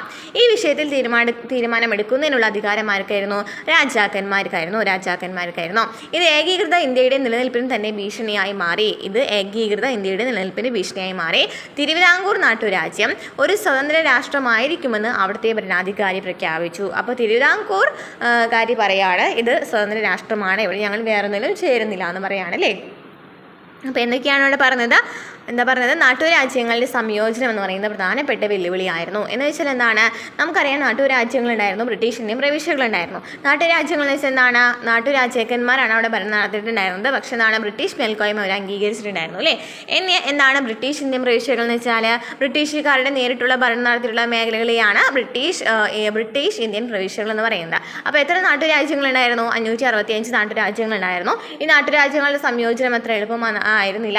നമുക്ക് സ്വാതന്ത്ര്യം ലഭിക്കുമ്പോൾ ബ്രിട്ടീഷുകാർ പറഞ്ഞിട്ടുണ്ടായിരുന്നു നാട്ടുരാജ്യങ്ങളുടെ കാര്യത്തിൽ ഒന്നില്ലാന്നുണ്ടെങ്കിൽ ഇന്ത്യയിലോ അല്ലെങ്കിൽ പാകിസ്ഥാനിലോ ചേരാം, അല്ലാന്നുണ്ടെങ്കിൽ ഇവർക്ക് സ്വതന്ത്ര രാഷ്ട്രമായിട്ട് നിലനിൽക്കാമെന്ന് പറഞ്ഞിട്ടുണ്ടായിരുന്നു. പക്ഷേ ഈ വിഷയത്തിൽ തീരുമാനമെടുക്കാനുള്ള അധികാരം ആർക്കായിരുന്നു? രാജാക്കന്മാർക്കായിരുന്നു. അപ്പോൾ തിരുവിതാംകൂർക്കാർ പറഞ്ഞു ഞങ്ങൾക്ക് അതെന്താണ് വേറൊരു സ്വതന്ത്ര രാഷ്ട്രമായിട്ട് നിന്നാൽ മതി എന്ന് പറഞ്ഞു അല്ലേ. അപ്പോൾ അവിടെ എന്താണ് നമുക്ക് ഈ നാട്ടുരാജ്യങ്ങൾ എവിടെയെങ്കിലുമൊക്കെ സംയോജിപ്പിക്കണം എന്ന് വെച്ചാൽ എന്താണ്, ഏതെങ്കിലും ഒന്നില്ലാന്നുണ്ടെങ്കിൽ ഇന്ത്യയിൽ ചേർക്കണം, അല്ലെങ്കിൽ പാകിസ്ഥാനിൽ ചേർക്കണം, അല്ലെങ്കിൽ ഒരു സ്വതന്ത്ര രാഷ്ട്രമായിട്ട് നിലനിർത്തണം അല്ലേ. അപ്പോൾ അങ്ങനത്തെ കാര്യങ്ങളൊക്കെയാണ് ഇവിടെ പ്രധാനമായിട്ടും സ്വതന്ത്ര ഇന്ത്യ നേരിട്ട പ്രധാനപ്പെട്ട വെല്ലുവിളി എന്ന് പറയുന്നത്. നാട്ടുരാജ്യങ്ങളുടെ സംയോജനത്തിന് വേണ്ടിയിട്ടുള്ള ഇന്ത്യൻ ഗവൺമെൻറ് സമീപനം എങ്ങനെയായിരുന്നു? ഇന്ത്യ അനേകം നാട്ടുരാജ്യങ്ങളുമായി വിഭജിക്കപ്പെടാനുള്ള സാധ്യതയ്ക്കെതിരെ വളരെ ശക്തമായ നിലപാടാണ് സ്വീകരിച്ചത്. ഗവൺമെൻറ്റിനെ കുറിച്ചിട്ടാണ് പറയുന്നത് കേട്ടോ. ഇങ്ങനെ ഗവൺമെൻറ് പറയുകയാണ് ഇങ്ങനെ കുറേ നാട്ടുരാജ്യങ്ങളാക്കുകയാണെന്നുണ്ടെങ്കിൽ നല്ല ബുദ്ധിമുട്ടല്ലേ ഇങ്ങനെ ചെയ്യാനായിട്ട്. അപ്പോൾ അതുകൊണ്ട് ഇങ്ങനെ കുറേ നാട്ടുരാജ്യങ്ങളാക്കാനുള്ള ഒരു നാട്ടുരാജ്യങ്ങളായിട്ട് നിലനിൽക്കുന്നതിന് വേണ്ടിയിട്ട് എതിർപ്പാണ് ഗവൺമെൻറ്റിൻ്റെ ഭാഗത്തു നിന്നുണ്ടായിരുന്നത്. ഈ വിഷയത്തിൽ ഇന്ത്യ ഗവൺമെൻറ് സമീപനം 3 പരിഗണനകളുടെ അടിസ്ഥാനത്തിലായിരുന്നു. ഏതൊക്കെയാണ് 3 പരിഗണനകൾ? നമുക്ക് SCRT പറയുന്നില്ല ഒരു പോയിന്റ്. എന്താണ്, മിക്ക നാട്ടുരാജ്യങ്ങളിലെയും ജനങ്ങൾ ഇന്ത്യയിൽ ചേരാൻ ആഗ്രഹിച്ചിരുന്നു. എന്താ പറയുന്നത്, 3 പരിഗണനകളുടെ അടിസ്ഥാനത്തിലാണ് ശരിക്കും പറഞ്ഞാൽ ഇന്ത്യ ഗവൺമെൻറ് ഇതിന് വേണ്ടിയിട്ട് സമീപിച്ചിട്ടുണ്ടായിരുന്നത്. എങ്ങനെയാണ്? മിക്ക നാട്ടുരാജ്യങ്ങളിലെയും ജനങ്ങൾ ഇന്ത്യയിൽ ചേരാൻ ആഗ്രഹിച്ചിട്ടുണ്ടായിരുന്നു. അതുപോലെ തന്നെ പ്രദേശങ്ങളുടെ വൈവിധ്യം സംരക്ഷിക്കുക, ഇന്ത്യയുടെ ഭൂപരമായ ഐക്യം കാത്തുസൂക്ഷിക്കുക. പ്രദേശങ്ങളുടെ വൈവിധ്യം സംരക്ഷിക്കുക, ഇന്ത്യയുടെ ഭൂപരമായ ഐക്യം കാത്തുസൂക്ഷിക്കുക. അപ്പോൾ 3 പരിഗണനകളുടെ അടിസ്ഥാനത്തിലാണ് എന്ത് ചെയ്യുന്നത്, ഈ ഇവർ ചേരുന്നതിന് വേണ്ടിയിട്ടുള്ള കാര്യങ്ങൾ വരുന്നില്ല എന്ന് മിക്ക നാട്ടുരാജ്യങ്ങളും എന്താണ് ഇന്ത്യയിൽ ചേരാൻ വേണ്ടി സമ്മതിച്ചിട്ടുണ്ടായിരുന്നു. അതുപോലെ തന്നെ പ്രദേശങ്ങളുടെ വൈവിധ്യം സംരക്ഷിക്കണം, അതുപോലെ തന്നെ ഇന്ത്യയുടെ ഭൂരൂപമായിട്ടുള്ള ഐക്യം കാത്തു സൂക്ഷിക്കണം. നെക്സ്റ്റ് സർദാർ വല്ലഭായ് പട്ടേൽ. അപ്പോൾ നമുക്കറിയാം ഇങ്ങനെ നമ്മുടെ നാട്ടുരാജ്യങ്ങളുടെ സംയോജനത്തിന് പ്രധാനമായിട്ടും നേതൃത്വം കൊടുത്തിട്ടുണ്ടായിരുന്നത് സർദാർ വല്ലഭായ് പട്ടേലും മലയാളിയായിട്ടുള്ള VP മേനോനും ആണ് അല്ലേ. അപ്പോൾ VP മേനോനാണ് പ്രധാനമായിട്ടും നമുക്ക് എപ്പോഴും ചോദിക്കുന്ന ഒരു ക്വസ്റ്റ്യൻ പേപ്പറിൽ നമുക്ക് VP മേനോനെ കാണാനായിട്ട് സാധിക്കും. അപ്പോൾ സർദാർ വല്ലഭായ് പട്ടേലും VP മേനോനും നാട്ടുരാജ്യ സംയോജനത്തിൽ പങ്കെടുത്തിട്ടുണ്ടായിരുന്നു എന്ന് പഠിച്ചു വെച്ചിരിക്കാം. വളരെ ഉറച്ചതും അതേസമയം നയതന്ത്രപരമായ സമീപനങ്ങളിലൂടെയാണ് അദ്ദേഹം വിവിധ നാട്ടുരാജ്യങ്ങളുടെ സംയോജന പ്രക്രിയ പൂർത്തിയാക്കിയത്. അദ്ദേഹത്തെ സഹായിച്ച വ്യക്തി ആരാണ്? VP മേനോനായിരുന്നു. അപ്പോൾ VP മേനോനും സർദാർ വല്ലഭായ് പട്ടേലാണ് നാട്ടുരാജ്യങ്ങളുടെ സംയോജനത്തിൽ പങ്കെടുത്തിട്ടുണ്ടായിരുന്നത്. നാട്ടുരാജ്യങ്ങളെ ഇന്ത്യ ലയിപ്പിച്ചത് ലയന കരാറിലൂടെയാണ്. അപ്പോൾ നാട്ടുരാജ്യങ്ങളെ ലയിപ്പിക്കുന്നത് ഏത് കരാറാണ്? ലയന കരാറിലൂടെയാണ് അല്ലേ. അങ്ങനെ ജുനഗഡ്, കാശ്മീർ, ഹൈദരാബാദ്, മണിപ്പൂർ എന്നീ നാട്ടുരാജ്യങ്ങളെ ലയനം പ്രശ്നം സങ്കീർണമായിരുന്നു. അപ്പോൾ നമുക്ക് SCRT പറയുന്ന പോയിന്റ് കാണാനായിട്ട് പറ്റും. ഹൈദരാബാദും കാശ്മീറും ജുനഗഡും ഒന്നും ഈ നാട്ടുരാജ്യങ്ങളുടെ സംയോജനത്തിൽ പങ്കെടുക്കാനായിട്ട് സമ്മതിച്ചിട്ടുണ്ടായിരുന്നില്ല. പക്ഷെ നമുക്ക് NCRT കാണാനായിട്ട് സാധിക്കും മണിപ്പൂർ എന്ന് പറയുന്നത് കേട്ടോ. മണിപ്പൂർ എന്ന് പറയുന്നത് കാണാനായിട്ട് സാധിക്കും. അപ്പോൾ ഈ 4 എണ്ണം പഠിച്ചിരിക്കാം. ഹൈദരാബാദ്, ജുനഗഡ്, കാശ്മീർ, മണിപ്പൂർ എന്നിവയുമാണ് നാട്ടുരാജ്യങ്ങളുടെ ലയനത്തിൽ പങ്കെടുക്കാനായിട്ട് ഉണ്ടാവാണ്ടിരുന്നത്. അങ്ങനെ നെക്സ്റ്റ് ഓരോന്നിനെ കുറിച്ച് പറയുന്നുണ്ട്. ഹൈദരാബാദ് ഇന്ത്യൻ നാട്ടുരാജ്യങ്ങളിൽ ഏറ്റവും വലുതായിരുന്നു. ഇന്ത്യൻ നാട്ടുരാജ്യങ്ങളിൽ ഏറ്റവും വലുത് നാട്ടുരാജ്യം ചോദിക്കുകയാണെങ്കിൽ ഇതാണ് ഹൈദരാബാദാണ്. ഈ ഹൈദരാബാദിൻ്റെ ഭരണാധികാരിയെ എന്നാ പറയുന്നത് നൈസാം എന്നാണ് പറയുന്നത് അല്ലേ. ഇനി അർദ്ധസൈനിക വിഭാഗമാണ് റസാഖർ എന്ന് പറയുന്നത് അർദ്ധസൈനിക വിഭാഗമാണ്. ഹൈദരാബാദിനെ ഒരു സ്വതന്ത്ര രാഷ്ട്രമായി നിലനിർത്തുവാൻ അദ്ദേഹം ആഗ്രഹിച്ചു. ഹൈദരാബാദിനെ ഒരു സ്വതന്ത്ര രാഷ്ട്രമായിട്ട് നിലനിർത്തുവാൻ ആരെ ആഗ്രഹിക്കുകയാണ്? നമ്മുടെ നൈസാം ഭരണാധികാരിയായിട്ടുള്ള നൈസാം ആഗ്രഹിക്കുകയാണ്. ഹൈദരാബാദ് എന്ന് പറയുന്നത് വലിയ നാട്ടുരാജ്യമാണ്. ഇതിനെ ഒറ്റ നാട്ടുരാജ്യമായി അല്ലെങ്കിൽ ഒരു സ്വതന്ത്ര രാഷ്ട്രമായിട്ട് നിലനിർത്തണമെന്ന് ആഗ്രഹിക്കുകയാണ്. ഇതേസമയം നൈസാമിനെതിരെ അദ്ദേഹത്തിൻ്റെ രാജ്യത്തിൻ്റെ അകത്തു നിന്നുള്ള സമരം ശക്തമായി. അപ്പോൾ ഇങ്ങനെ കുറേ പേർക്ക്, അതായത് ഈ ഒരു ഹൈദരാബാദിലുള്ള കുറച്ച് പേർക്കൊന്നും താല്പര്യമില്ല ഇങ്ങനെ ഒരു സ്വതന്ത്ര രാഷ്ട്രമായിട്ട് അല്ലെങ്കിൽ ഒരു നാട്ടുരാജ്യമായിട്ട് നിൽക്കണം എന്ന് പറയുന്നതിന് താല്പര്യം ഉണ്ടായിരുന്നില്ല. അപ്പോൾ ഇതിൻ്റെ ഹൈദരാബാദിനുള്ളിൽ തന്നെ ഇദ്ദേഹത്തിനെതിരെയായിട്ട് കുറേ പ്രതിഷേധങ്ങൾ വരാണ്. ഈ ജനകീയ സമരത്തെ അടിച്ചമർത്താൻ നൈസാം തൻ്റെ അർദ്ധ സൈനിക വിഭാഗത്തെ വിനിയോഗിച്ചു. അപ്പോൾ ഇതൊക്കെയാണ് അർദ്ധ സൈനിക വിഭാഗത്തിൽ നിന്ന് അറിയപ്പെടുന്നത്. റസാഖറാണ് അല്ലേ, റസാഖറാണ് ഇവരെ ചെയ്യുന്നത് ഈ ജനകീയ സമരത്തെ അടിച്ചമർത്താൻ വേണ്ടിയിട്ട് സഹായിക്കുന്ന. ഇനി സ്ഥിതിഗതികൾ വഷളായപ്പോൾ കേന്ദ്ര ഗവൺമെൻറ് സൈനികമായ ഇടപെടൽ നടത്തി. ഏതാനും ദിവസത്തെ രൂക്ഷമായ പോരാട്ടത്തിന് ശേഷമാണ് നൈസാം കീഴടങ്ങിയത്. ഇത് ഹൈദരാബാദിനെ ഇന്ത്യയിൽ ഏൽപ്പിക്കുന്നതിലേക്ക് നയിച്ചു. ഓക്കെ, അപ്പം അതിനുശേഷം നൈസാം തോൽക്കാണ് അല്ലേ. അങ്ങനെ നൈസാം എന്ത് ചെയ്യാണ്, നിർബന്ധിത ആവാണ് അല്ലേ, ഹൈദരാബാദിനെ ലയിപ്പിക്കുന്നതിന് വേണ്ടിയിട്ട് നിർബന്ധിതനാവാണ്. അപ്പോൾ ഹൈദരാബാദിനെ കുറിച്ച് നമ്മൾ എന്താ പറഞ്ഞത്, ഏതൊക്കെയാണ് നമ്മൾ പറഞ്ഞത്, നാട്ടുരാജ്യങ്ങളുടെ സംയോജനത്തിൽ പങ്കെടുക്കാൻ വിസമ്മതിച്ചിട്ടുള്ള നാട്ടുരാജ്യങ്ങൾ ഏതൊക്കെയായിരുന്നു? ഹൈദരാബാദ്, കാശ്മീർ, ജുനഗഡ്, അതുപോലെ തന്നെ മണിപ്പൂരാണ് അല്ലേ. ഹൈദരാബാദിനെ കുറിച്ച് എന്താ പറഞ്ഞത്? ഇന്ത്യൻ നാട്ടുരാജ്യങ്ങളിൽ ഏറ്റവും വലുതാണ്. നൈസാമാണ് ഭരണാധികാരി. അർദ്ധസൈനിക വിഭാഗം റസാഖറാണ്. ഈ ഹൈദരാബാദിനെ ഒരു സ്വതന്ത്ര രാഷ്ട്രമായിട്ട് നിലനിർത്തുവാനാണ് നൈസാം ആഗ്രഹിക്കുന്നത്. പക്ഷേ ഇതിനെതിരെയായിട്ട് അവിടെ ഉണ്ടായിരുന്ന കുറച്ച് ജനങ്ങളൊക്കെ പ്രാദേശിക ഇടപെടൽ നടത്താണ്, അതായത് കുറച്ച് സമരങ്ങളും പ്രതിഷേധങ്ങളൊക്കെ നടത്താണ്. ഇതിനെ അടിച്ചമർത്തുന്നതിന് വേണ്ടിയിട്ട് റസാഖറിനെ വിളിക്കുന്നുണ്ട് അല്ലേ. അങ്ങനെ ഇതിനെ അടിച്ചമർത്താൻ നോക്കിയെങ്കിലും ആ ഒരു പ്രതിഷേധം നന്നായിട്ട് ശക്തമാവാണ് ചെയ്യുന്നത്. അങ്ങനെ അവസാനം നമ്മുടെ നൈസാം കീഴടങ്ങാണ്. അങ്ങനെ എന്ത് സംഭവിച്ചു? ഹൈദരാബാദിൽ ഏൽപ്പിച്ചു. ഓക്കെ, നെക്സ്റ്റ് ജുനഗഡ് എപ്പോഴും ചോദിക്കുന്ന ക്വസ്റ്റ്യൻ ആണ്. ഹിതപരിശോധനയിലൂടെ ഇന്ത്യൻ നാട്ടുരാജ്യങ്ങളുടെ സംയോജനം, അതായത് ഹിതപരിശോധനയിലൂടെ ഇന്ത്യയിലേക്ക് കൂട്ടിച്ചേർത്ത നാട്ടുരാജ്യം ഏതാണെന്ന് ചോദിക്കാറുണ്ട്. ഇതാണ് ജുനഗഡാണ്. അപ്പോൾ ഹിതപരിശോധനയിലൂടെ ഇന്ത്യൻ യൂണിയനിൽ ലയിച്ചതാരാണ്? ജുനഗഡാണ്. ഇനി മണിപ്പൂർ. ഇന്ത്യക്ക് സ്വാതന്ത്ര്യം ലഭിക്കുന്ന സമയത്ത് മണിപ്പൂരിലെ മഹാരാജാവ് ബോധചന്ദ്ര സിംഗ് ആയിരുന്നു. ഇന്ത്യക്ക് സ്വാതന്ത്ര്യം ലഭിക്കുന്ന സമയത്ത് നോക്കുകയാണെങ്കിൽ മണിപ്പൂരിലെ മഹാരാജാവ് ആരാണ്? ബോധചന്ദ്ര സിംഗ് ആയിരുന്നു. പൊതുജന അഭിപ്രായത്തിന് വഴങ്ങി 1948 ജൂണിൽ പൊതു തെരഞ്ഞെടുപ്പ് നടത്തി നിയമനിർമ്മാണ സഭ രൂപീകരിച്ചു. അപ്പോൾ അദ്ദേഹം എന്താ ചെയ്തത്? പൊതുജനാഭിപ്രായത്തിന് വഴങ്ങിയിട്ട് 1948 ജൂണിൽ പൊതു തെരഞ്ഞെടുപ്പ് നടത്തി നിയമനിർമ്മാണ സഭ രൂപീകരിക്കുകയാണ്. അങ്ങനെ മണിപ്പൂരിൽ ഭരണഘടനാപരമായിട്ടുള്ള രാജവാഴ്ച നിലവിൽ വന്നു. അങ്ങനെ എന്തുവരാണ്? രാജവാഴ്ച, അതായത് ഭരണഘടനാപരമായിട്ടുള്ള രാജവാഴ്ചയാണ് നിലവിൽ വരുന്നത്. സാർവത്രിക പ്രായപൂർത്തി വോട്ടവകാശത്തിൻ്റെ അടിസ്ഥാനത്തിൽ ഇന്ത്യയിൽ ആദ്യമായിട്ട് പൊതു തെരഞ്ഞെടുപ്പ് നടന്ന പ്രദേശമാണ് മണിപ്പൂർ എന്നാണ് ചോദിക്കാറുണ്ടെങ്കിൽ സാർവത്രിക പ്രായപൂർത്തി വോട്ടവകാശത്തിൻ്റെ അടിസ്ഥാനത്തിൽ ഇന്ത്യയിൽ ആദ്യമായിട്ട് പൊതു തെരഞ്ഞെടുപ്പ് നടന്ന പ്രദേശം ഏതാണ്? മണിപ്പൂരാണ്. മണിപ്പൂരിലെ സ്റ്റേറ്റ് കോൺഗ്രസ് ലയനത്തെ പിന്തുണച്ചു. എന്നാൽ മറ്റു പ്രാദേശിക രാഷ്ട്രീയ പാർട്ടികൾ ലയനത്തിനെതിരെയായിരുന്നു. മണിപ്പൂരിലെ സ്റ്റേറ്റ് കോൺഗ്രസ് ഇതിനെ പിന്തുണച്ചിട്ടുണ്ടായിരുന്നു എങ്കിലും മറ്റു പ്രാദേശിക രാഷ്ട്രീയ പാർട്ടികൾ ഇതിനെതിരെയായിരുന്നു. അങ്ങനെ ഇന്ത്യ ഗവൺമെൻറ് തന്ത്രപരമായി മഹാരാജാവിനെ കൊണ്ട് 1949 സെപ്റ്റംബറിൽ ലയന കരാറിൽ ഒപ്പിടിച്ചു. 1949 സെപ്റ്റംബറിലാണ് ലയന കരാറിൽ ഒപ്പിടിച്ചത്. അപ്പോൾ എന്തൊക്കെയാണ് നമ്മളോട് പഠിച്ചത്? നമുക്ക് മൂന്നല്ലേ, ഹൈദരാബാദ്, കാശ്മീരിനെ കുറിച്ച് നമുക്ക് പഠിക്കുന്നതിനായിട്ടില്ല. ഹൈദരാബാദും അതുപോലെ തന്നെ ജുനഗഡ്, മണിപ്പൂരാണ് നമ്മൾ പറഞ്ഞത്. ഹൈദരാബാദിനെ കുറിച്ച് നമ്മൾ ഡീറ്റെയിലായിട്ട് പറഞ്ഞു. നൈസാമായിരുന്നു ഭരണാധികാരി. അദ്ദേഹം സമ്മതം ഉണ്ടായിരുന്നില്ല ഇങ്ങനെ ചെയ്യുന്നതിന്. ഏതാണ് പറഞ്ഞത്?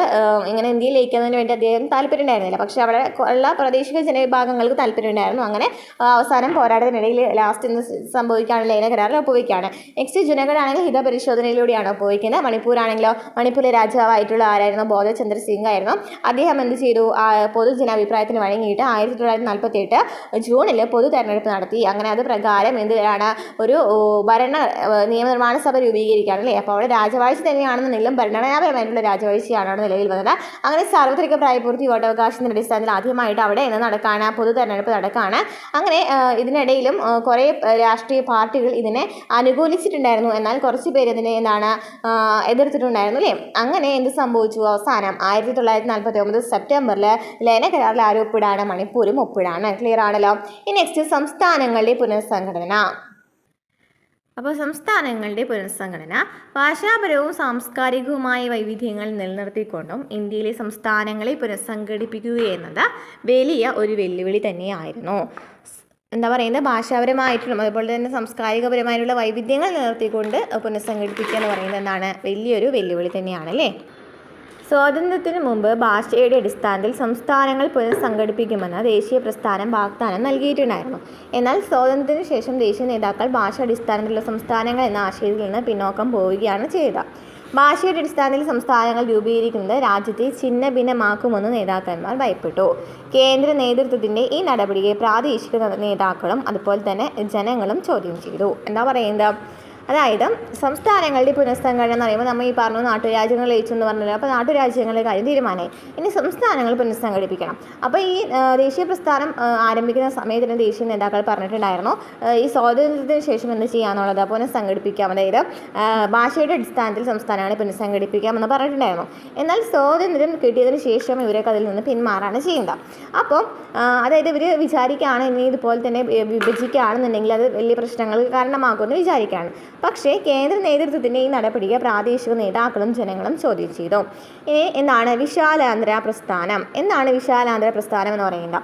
അതായത് ഇതിന് വേണ്ടിയിട്ട് ആദ്യമായിട്ട് രൂപം കൊണ്ട പ്രസ്ഥാനമാണ് ഏത്? വിശാലാന്തര പ്രസ്ഥാനം. അതായത് ഈ പ്രസ്ഥാനത്തിൽ ശക്തി പകർന്നുകൊണ്ട് ഗാന്ധിജിയും കോൺഗ്രസ് നേതാവും ആന്ധ്രക്കാരനുമായിട്ടുള്ള പോറ്റി ശ്രീരാമൻ എന്ത് ചെയ്തു? സത്യാഗ്രഹത്തിന് 56 ദിവസം അദ്ദേഹം അന്തരിച്ചത് ഒരു നിർണായക വഴിത്തിരിവായി മാറി. അതായത് പോറ്റി ശ്രീരാമൽ കൊണ്ടാണ് നിരാഹാര സത്യാഗ്രഹം നടത്താണ് അല്ലേ. പോറ്റി ശ്രീരാമലാണ് ആന്ധ്ര എന്ന് പറയുന്ന ഒരു സംസ്ഥാനം രൂപീകരിക്കണം എന്ന പേരിൽ ആദ്യമായിട്ട് നിരാഹാര സത്യാഗ്രഹം നടത്തുന്നത്. അങ്ങനെ അദ്ദേഹം മരിക്കുകയാണ്. അതാണ് വലിയ പ്രശ്നങ്ങൾക്ക് കാരണമാകുന്നത്. ജനങ്ങൾ തെരുവിലിറങ്ങുകയും ആന്ധ്ര മേഖലയിലാകെ അക്രമാസക്തമായ സമരങ്ങൾ പൊട്ടിപ്പുറപ്പെടുകയും ചെയ്തു. ഇതിൻ്റെ ഫലമായി 1952 ഡിസംബറിൽ പ്രത്യേക ആന്ധ്ര സംസ്ഥാനം രൂപീകരിക്കുവാൻ കേന്ദ്ര ഗവൺമെൻറ് തീരുമാനിച്ചു. അപ്പോൾ പോറ്റി ശ്രീരാമലാണ് ആന്ധ്ര എന്ന് പറയുന്ന ഒരു സംസ്ഥാനം രൂപീകരിക്കണമെന്ന് പറഞ്ഞിട്ട് ആദ്യമായിട്ട് നിരാഹാരം കിടക്കുന്നത്. അങ്ങനെ അദ്ദേഹം മരിക്കുകയാണ്. അപ്പോൾ അത് വലിയ പ്രശ്നങ്ങൾക്ക് കാരണമാകാണ്. അങ്ങനെ 1952 ഡിസംബറിലാണ് ആദ്യമായിട്ട് ഒരു ആന്ധ്ര എന്ന് പറയുന്ന ഒരു സംസ്ഥാനം രൂപീകരിക്കാൻ കാരണമാകുന്നത്. ഈ സമരം രാജ്യത്തിൻ്റെ മറ്റു പല ഭാഗങ്ങളിലേക്കും വ്യാപിച്ചിട്ടുണ്ടായിരുന്നു. ഓക്കെ, ഇനി നെക്സ്റ്റ് സംസ്ഥാന പുനഃസംഘടനാ സമിതി. 1953 സംസ്ഥാന പുനഃസംഘടനാ കമ്മീഷൻ നിലവിൽ വരുന്നത് അല്ലേ. ഭാഷാടിസ്ഥാനത്തിൽ സംസ്ഥാനങ്ങൾ രൂപീകരിക്കുന്നതിനെ കുറിച്ച് പഠിക്കുന്നതിന് വേണ്ടി രൂപം കൊണ്ട സമിതിയാണ് സംസ്ഥാന പുനഃസംഘടനാ കമ്മീഷൻ. ഇതിൻ്റെ ചെയർമാൻ ആരാണ്? ഫസലേരിയാണ്. മറ്റു പ്രധാനപ്പെട്ട അംഗങ്ങൾ ആരാണ്? ഹൃദയാനന്ദ കുൻസ്രു, കെ എം പണിക്കർ അല്ലെങ്കിൽ എച്ച്.എൻ. കുൻസ്രു, അതുപോലെ തന്നെ കെ എം പണിക്കർ. മലയാളിയായിട്ടുള്ള അംഗം ചോദിക്കാറുണ്ട്. ആരാണ്? സർദാർ കെ എം പണിക്കരാണ്. അധ്യക്ഷനാരാണ്? ഫസലേരിയാണ്. സമിതിയുടെ റിപ്പോർട്ടിൻ്റെ അടിസ്ഥാനത്തിൽ സംസ്ഥാന പുനഃസംഘടനാ നിയമം 1956 പാസ്സാക്കുന്നത്. 1953 ഈ സംസ്ഥാന പുനഃസംഘടനാ സമിതി വരുന്നത് എങ്കിലും 1956 പുനഃസംഘടനാ നിയമം പാസ്സാക്കുന്നത്. ഇതിൽ പ്രകാരം ഇന്ത്യയിലെ 14 സംസ്ഥാനങ്ങളും 6 കേന്ദ്രഭരണ പ്രദേശങ്ങളും നിലവിൽ വന്നു. ഇത് പ്രകാരം എത്ര സംസ്ഥാനങ്ങളാണ്? 14 സംസ്ഥാനങ്ങളും 6 കേന്ദ്രഭരണ പ്രദേശങ്ങളുമാണ് നിലവിൽ വന്നത്. കഴിഞ്ഞ ഈയിടെ നടന്ന ഏതൊരു എക്സാമിൽ ഈ ഒരു ക്വസ്റ്റ്യൻ വന്നിട്ടുണ്ടായിരുന്നു കേട്ടോ. എത്ര സംസ്ഥാനങ്ങളാണ്? 14 സംസ്ഥാനങ്ങളും 6 കേന്ദ്രഭരണ പ്രദേശങ്ങളുമാണ് നിലവിൽ വന്നത്. ഇനി പുതിയ സംസ്ഥാനങ്ങളുടെ രൂപീകരണം. 2000 രൂപം കൊണ്ട സംസ്ഥാനങ്ങളായിരുന്നു ഉത്തരാഖണ്ഡ്, ഛത്തീസ്ഗഡ്, ജാർഖണ്ഡ് എന്നിവ. 2014 രൂപം കൊണ്ട ഏത് സംസ്ഥാനമാണ്? തെലങ്കാനയാണ്. അപ്പോൾ ഇത്രയാണ് നമുക്ക് പ്രധാനമായിട്ടും പഠിച്ചു വെച്ചിരിക്കേണ്ട ഇമ്പോർട്ടൻ്റ് ആയിട്ടുള്ള നോട്ട്സ് എന്ന് പറയുന്നത്. ഇനി നമുക്ക് ടെക്സ്റ്റ് ബുക്കിലേക്ക് കിടക്കാം. അവിടെ പ്രധാനമായിട്ട് കുറച്ച് കാര്യങ്ങൾ പറയുന്നുണ്ട്, നമുക്ക് നോക്കാം. അപ്പോൾ ആദ്യം നമ്മൾ പറഞ്ഞത് രാഷ്ട്ര നിർമ്മാണത്തിലെ വെല്ലുവിളികളാണ് അല്ലേ. വെല്ലുവിളികളെ കുറിച്ച് പറഞ്ഞു. 3 വെല്ലുവിളികൾ നേരിട്ടിട്ടുണ്ടായിരുന്നു. ആ 3 വെല്ലുവിളികളും നമ്മൾ പഠിച്ചു.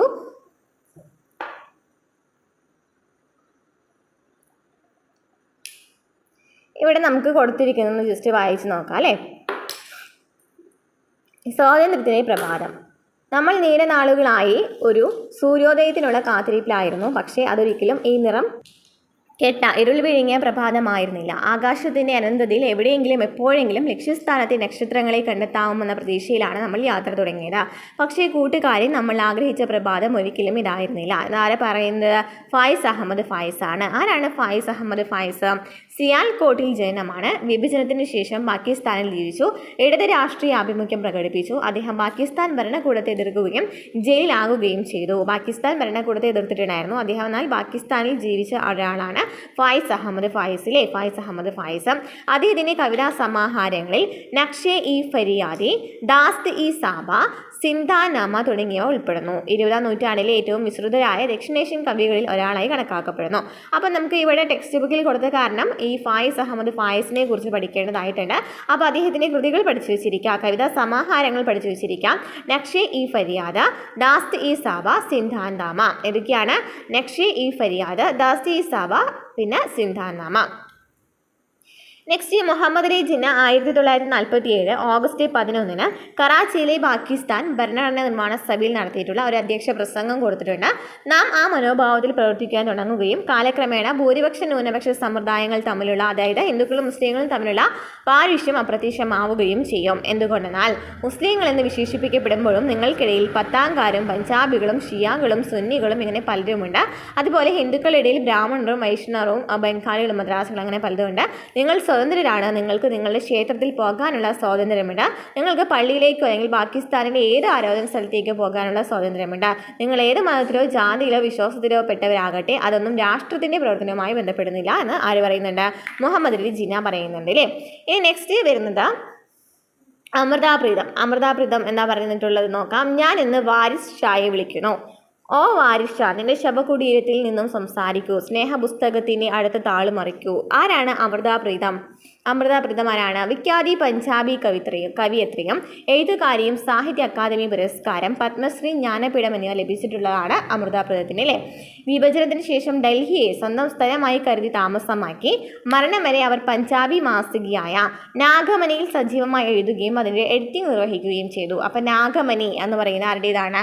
അമൃതാപ്രീതത്തിൻ്റെയാണ്. നാഗമണി എന്ന് പറയുന്ന മാസിക അല്ലേ, ഈ നാഗമണി എന്ന് പറയുന്ന മാസികയിൽ സജീവമായിട്ട് എഴുതിയിട്ടുള്ളൊരു വ്യക്തി കൂടിയാണ് ആര്? അമൃതാപ്രീതം. ക്ലിയർ ആണല്ലോ. ഇനി നെക്സ്റ്റ് ജവഹർലാൽ നെഹ്റു മുഖ്യമന്ത്രിക്കുള്ള കത്തിൽ പറയുന്നുണ്ട്, നമുക്കൊരു മുസ്ലിം ന്യൂനപക്ഷമുണ്ട്. മറ്റെങ്ങോട്ടെങ്കിലും പോകണമെന്ന് അവർ ആഗ്രഹിച്ചാൽ പോലും കഴിയാത്ത രീതിയിൽ അവരുടെ എണ്ണം അത്രയ്ക്ക് വലുതാണ്. യാതൊരു തർക്കത്തിനും ഇടയില്ലാത്ത തരത്തിലുള്ള അടിസ്ഥാന വസ്തുതയാണെന്ന്. പാകിസ്ഥാനിൽ നിന്ന് എന്തൊക്കെ ഒരു ഗവൺമെൻറ് ഉണ്ടാവുകയാണെന്നുണ്ടെങ്കിലും എന്തൊക്കെ അപമതിയും ക്രൂരതയും അവിടുത്തെ മുസ്ലിങ്ങളോട് കാട്ടിയാലും ഈ ന്യൂനപക്ഷത്തോടുള്ള നമ്മുടെ പെരുമാറ്റം തികച്ചും അന്തസ്സുറ്റിതായിരിക്കണം എന്നൊക്കെ പറയുന്നുണ്ട് അല്ലേ. ഓക്കെ. നെക്സ്റ്റ് വരുന്നത് വിഭജനം എന്ന് പറയുന്ന പ്രക്രിയയാണ്. നമ്മൾ പറഞ്ഞു പാകിസ്ഥാൻ എന്ന് പറയുന്നതും ഇന്ത്യ എന്ന് പറയുന്ന രണ്ടായിട്ട് വിഭജിക്കുകയാണ് അല്ലേ. ഇന്ത്യ എന്ന് പറയുന്ന പ്രദേശത്തെ വിഭജിച്ചിട്ട് ഇന്ത്യ പാകിസ്ഥാൻ എന്ന് പറയുന്ന രണ്ട് രാഷ്ട്രങ്ങളാക്കി മാറ്റാൻ തീരുമാനിക്കുകയാണ്. മുസ്ലിം ഭൂരിപക്ഷമുള്ളവർ കൂടുതലായിട്ട് പാകിസ്ഥാനിലേക്ക് പോകണമെന്ന് പറയുകയാണ്. പിന്നെ അതിൻ്റെ പ്രത്യാഘാതങ്ങളൊക്കെ നമ്മൾ പഠിച്ചു. ഇവിടെ നമുക്ക് പ്രധാനമായിട്ടും പഠിച്ചു വെച്ചിരിക്കുന്ന ഒരു വ്യക്തിത്വമാണ് ആര്? അതിർത്തി ഗാന്ധി എന്നറിയപ്പെടുന്ന ആരാണ്? ഖാൻ അബ്ദുൽ ഗഫർ ഖാനാണ്. അപ്പോൾ ഈ ദ്വിരാഷ്ട്ര സിദ്ധാന്തത്തെ എതിർത്തിട്ടുള്ള ഒരു വ്യക്തിയും കൂടിയാണ് ആര്? അബ്ദുൽ ഗഫർ ഖാൻ. അപ്പോൾ അദ്ദേഹത്തെ അതിർത്തി ഗാന്ധി എന്ന പേരിൽ അറിയപ്പെടുന്നുണ്ട്.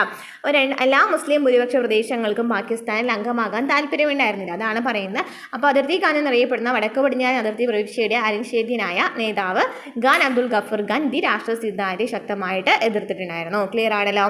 ഇനി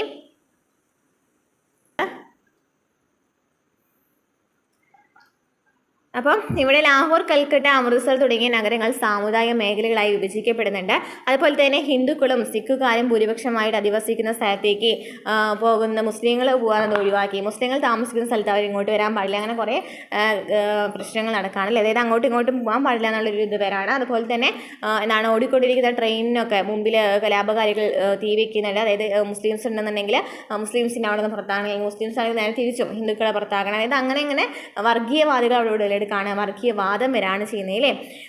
ഓക്കെ. നമ്മൾ പറഞ്ഞിട്ടുള്ളത് ആരാണ്? നമ്മുടെ സാദത്ത് ഹസൻ മൻഡോ വൈകിപ്പോയ ആതിഥേയത്വം എന്ന് പറയുന്ന ഒരു കഥയിൽ പറയുന്നുണ്ട് കേട്ടോ, അതിനെ കുറിച്ചിട്ടാണ്. അങ്ങനെ പിന്നെ എന്താ സംഭവിക്കുന്നതിൻ്റെ ഫലമായിട്ട് നമ്മൾ പറഞ്ഞു അല്ലേ, കുറേ പ്രത്യാഘാതങ്ങൾ പഠിച്ചു അല്ലേ. എന്തൊക്കെയാണ്? അഭയാർത്ഥി പ്രവാഹം നടക്കുന്നുണ്ട്.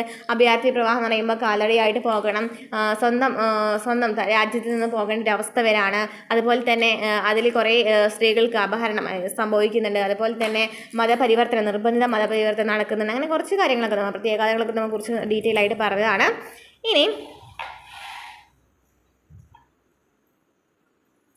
ഗരം ഹവ എന്നാണ് ഗരം ഹവ?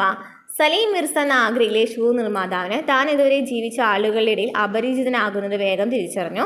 വിഭജനത്തിന് ശേഷം ഉരുത്തിരിഞ്ഞ യാഥാർത്ഥ്യത്തിൽ അയാൾ സ്വയം നഷ്ടപ്പെട്ടവനായി മാറി.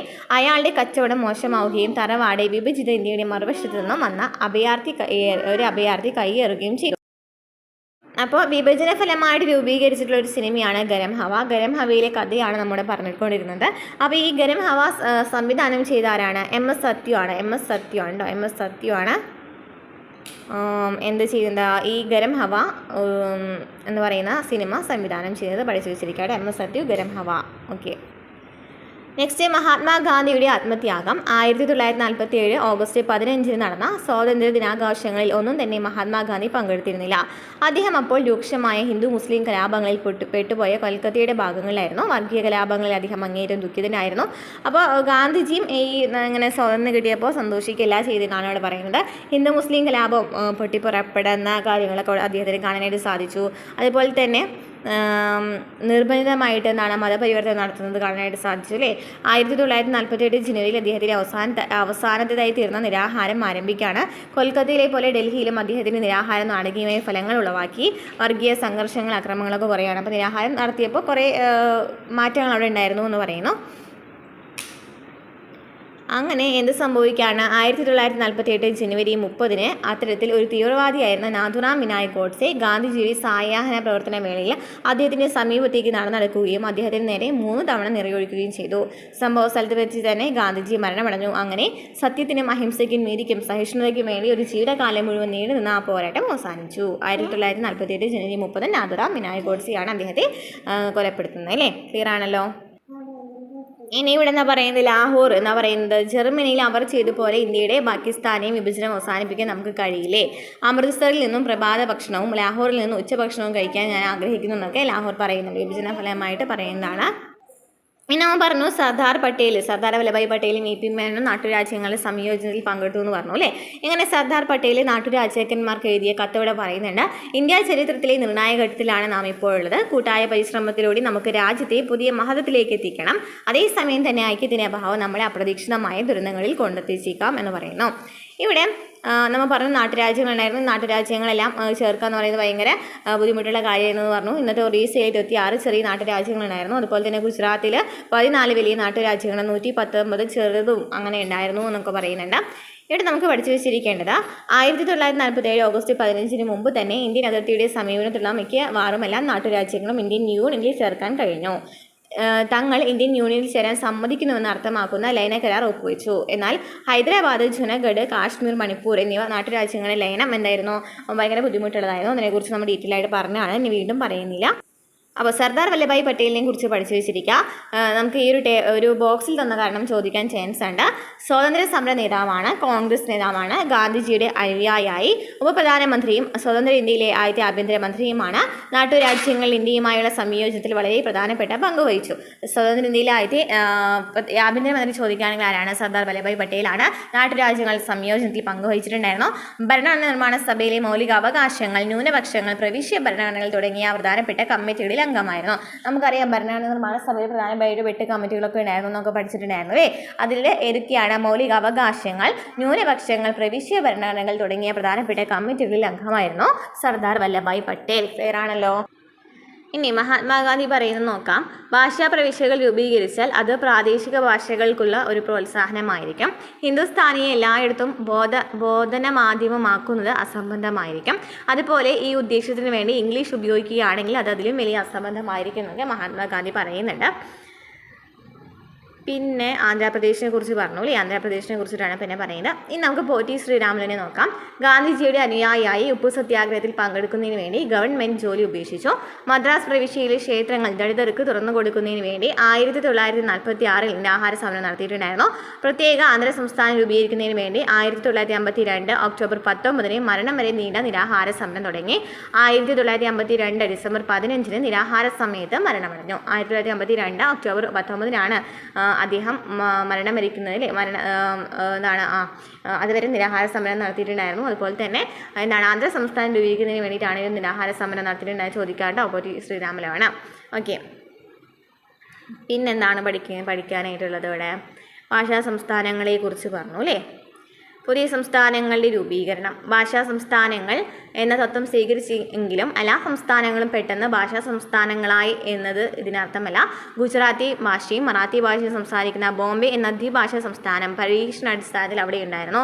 ഒരു ജനകീയ പ്രക്ഷോഭത്തെ തുടർന്ന് 1960 മഹാരാഷ്ട്രയും ഗുജറാത്തും സംസ്ഥാനങ്ങളായി മാറി. പഞ്ചാബിൽ 2 ഭാഷാ വിഭാഗങ്ങളുണ്ടായിരുന്നു. ഹിന്ദി സംസാരിക്കുന്നവരുണ്ടായിരുന്നു, പഞ്ചാബ് സംസാരിക്കുന്നവരുണ്ടായിരുന്നു. പഞ്ചാബി സംസാരിക്കുന്നവർ പ്രത്യേക സംസ്ഥാനം ആവശ്യപ്പെട്ടു. എന്നാൽ 1956 മറ്റ് സംസ്ഥാനങ്ങൾക്കൊപ്പം അവർക്ക് ഭാഷാ സംസ്ഥാന പദവി നൽകിയില്ല. 10 വർഷം കഴിഞ്ഞ് 1966 ഇന്നത്തെ ഹരിയാനയും ഹിമാചൽ പ്രദേശും വിശാല പഞ്ചാബ് സംസ്ഥാനത്ത് നിന്നും ഉപയോഗിച്ച് മാറ്റിയതോടെയാണ് പഞ്ചാബിന് സംസ്ഥാന പദവി ലഭിക്കുന്നത്. മറ്റൊരു പ്രധാനപ്പെട്ട പുനഃസംഘടന നടന്നത് 1972 വടക്കിഴക്ക് മേഖലയിലാണ്. ആസാമിൽ നിന്നും മേഘാലയ വേർപ്പെടുത്തി. മണിപ്പൂരും ത്രിപുരയും കൂടി ആ വർഷം പ്രത്യേക സംസ്ഥാനങ്ങളായി മാറി. അരുണാചൽ പ്രദേശ്, മിസോറാം എന്നീ സംസ്ഥാനങ്ങൾ 1987 നിലവിൽ വന്നു. വളരെ മുമ്പ് തന്നെ 1963 നാഗാലാൻഡ് സംസ്ഥാനമായി മാറിയിരുന്നു. എന്നിരുന്നാലും ഭാഷ മാത്രമായിരുന്നില്ല സംസ്ഥാന പുനഃസംഘടനയുടെ ഏക മാനദണ്ഡം. പിന്നീടുള്ള വർഷങ്ങളിൽ ഉപമേഖലകൾ പ്രത്യേക സംസ്കാരത്തിന്റെയോ അല്ലെങ്കിൽ വികസനത്തിലെ അസന്തുലിതാവസ്ഥയുടെ അടിസ്ഥാനത്തിൽ പ്രത്യേക സംസ്ഥാനങ്ങൾ ആവശ്യപ്പെട്ടു. അത്തരം 3 സംസ്ഥാനങ്ങൾ ജാർഖണ്ഡ്, ഛത്തീസ്ഗഡ്, ഉത്തരാഞ്ചൽ 2000 രൂപീകരിച്ചു എന്നൊക്കെ പറയുന്നുണ്ട്. അതുപോലെ തന്നെ എന്താണ് ഇവിടെ മഹാരാഷ്ട്രയിലെ വിദർഭയും പശ്ചിമ ഉത്തർപ്രദേശിലെ ഹരിത പ്രദേശവും പശ്ചിമ ബംഗാളിലെ വടക്കൻ മേഖലയും ഈ പൊതു സംസ്ഥാനങ്ങൾ ആവശ്യപ്പെട്ടുകൊണ്ടുള്ള പ്രസ്ഥാനങ്ങളിൽ വരുന്നുണ്ട്. അപ്പോൾ ഇത്രയുമാണ് ഈ ഒരു ചാപ്റ്ററിൽ വരുന്നത്. നമുക്ക് കുറച്ച് ക്വസ്റ്റ്യൻസ് നോക്കാം, അതിൻ്റെ ആൻസർ കമൻറ്റ് ചെയ്യാം കേട്ടോ. താഴെ കൊടുത്തിരിക്കുന്നതിൽ വിഭജനത്തെ സംബന്ധിച്ച തെറ്റായ പ്രസ്താവന ഏത്? ഇന്ത്യയുടെ വിഭജനം രാഷ്ട്ര സിദ്ധാന്തത്തിന്റെ അനന്തരഫലമായിരുന്നു എന്ന് പറയുന്നു. ശരിയാണോ തെറ്റാണോ? മതത്തിന്റെ അടിസ്ഥാനത്തിൽ വിഭജിക്കപ്പെട്ട 2 പ്രവിശ്യകളാണ് പഞ്ചാബും ബംഗാളും. കിഴക്കൻ പാകിസ്ഥാനും പടിഞ്ഞാറൻ പാകിസ്ഥാനും സമീപ പ്രദേശങ്ങളായിരുന്നില്ല. അതിർത്തിക്കപ്പുറത്തേക്ക് ജനങ്ങളെ കൈമാറുന്ന ഒരു പദ്ധതിയും വിഭജന വ്യവസ്ഥയിൽ ഉൾപ്പെട്ടിരുന്നു. ഇതിലേതാണ് ശരിയായിട്ടുള്ളത് കമന്റ് ചെയ്യുക. തെറ്റായ പ്രസ്താവനയാണ് കമന്റ് ചെയ്യേണ്ടത് കേട്ടോ. നെക്സ്റ്റ്, തത്വങ്ങൾ ഉദാഹരണങ്ങളുമായിട്ട് ചെറുമടി ചേർക്കുക. മതത്തിന്റെ അടിസ്ഥാനത്തിൽ അതിർത്തികൾ രൂപീകരിക്കുക. ഭാഷയുടെ അടിസ്ഥാനത്തിലുള്ള അതിർത്തികളുടെ രൂപീകരണം. ഭൂമിശാസ്ത്രപരമായ മേഖലകളുടെ അടിസ്ഥാനത്തിൽ ഒരു രാജ്യത്തിനുള്ളിൽ തന്നെ അതിർത്തികൾ വേർതിരിക്കുക. ഭരണപരവും രാഷ്ട്രീയപരവുമായിട്ടുള്ള അടിസ്ഥാനത്തിൽ അതിർത്തികൾ വേർതിരിക്കുക. ഇതൊക്കെയാണുള്ളത് കമന്റ് ചെയ്യുക. നെക്സ്റ്റ്, ഇത് നമ്മൾ പറഞ്ഞിട്ടില്ല എന്ന് തോന്നുന്നു അല്ലേ?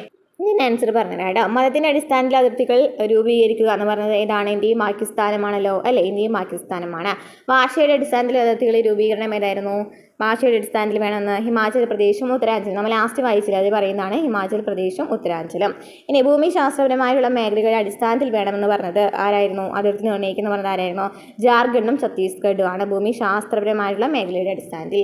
ഭരണപരവും രാഷ്ട്രീയവുമായ അടിസ്ഥാനത്തിൽ അതിർത്തി വേർതിരിക്കുക എന്ന് പറഞ്ഞത് പാകിസ്ഥാനും ബംഗ്ലാദേശുമാണ്. ഭരണപരവും രാഷ്ട്രീയമായ അടിസ്ഥാനത്തിൽ അതിർത്തികൾ വേർതിരിക്കുക എന്ന് പറയുന്നത് പാകിസ്ഥാനും ബംഗ്ലാദേശുമാണ്. നെക്സ്റ്റ് ക്വസ്റ്റ്യൻ, ഇന്ത്യയുടെ ഇപ്പോഴത്തെ ഭൂപടം സംസ്ഥാനങ്ങളുടെ അതിർത്തികൾ അടയാളപ്പെടുത്തിയിട്ടുള്ളത്. അതിൽ താഴെ പറയുന്ന നാട്ടുരാജ്യങ്ങളുടെ സ്ഥാനം രേഖപ്പെടുത്തുക. അത് വേണ്ട. നമുക്ക് ഇവിടെ ഞാൻ ചോദിക്കുന്ന ക്വസ്റ്റ്യൻ എന്താണ്? നാട്ടുരാജ്യങ്ങളുടെ സംയോജനത്തിൽ പങ്കെടുക്കാൻ താല്പര്യമില്ലാതിരുന്ന കുറച്ച് നാട്ടുരാജ്യങ്ങളുണ്ടായിരുന്നു അല്ലേ? അത് താഴെ പറയുന്നതിൽ ഏതൊക്കെയാണെന്നുള്ളത് കമൻറ്റ് ചെയ്യാം കേട്ടോ. എ ആണോ, ബി ആണോ, ബി ആണോ, സി ആണോ, സി ആണോ, ഡി ആണോ എന്നുള്ളത് കമൻറ്റ് ചെയ്യാം. ഓക്കെ, അപ്പോൾ ഇത്രയും ക്വസ്റ്റ്യൻസ് ആണ് വരുന്നത്. നമ്മൾ എല്ലാം ഒരു ചാപ്റ്ററിൽ പ്രധാനപ്പെട്ട എല്ലാ കാര്യങ്ങളും പറഞ്ഞിട്ടുണ്ട്. മനസ്സിലായെന്ന് വിചാരിക്കുന്നു. മനസ്സിലായിട്ടുണ്ടെങ്കിൽ ലൈക്ക് ചെയ്യുക, കമൻറ്റ് ചെയ്യുക, ഹൈപ്പ് ചെയ്യാം. അടുത്ത ക്ലാസ്സിൽ കാണാം.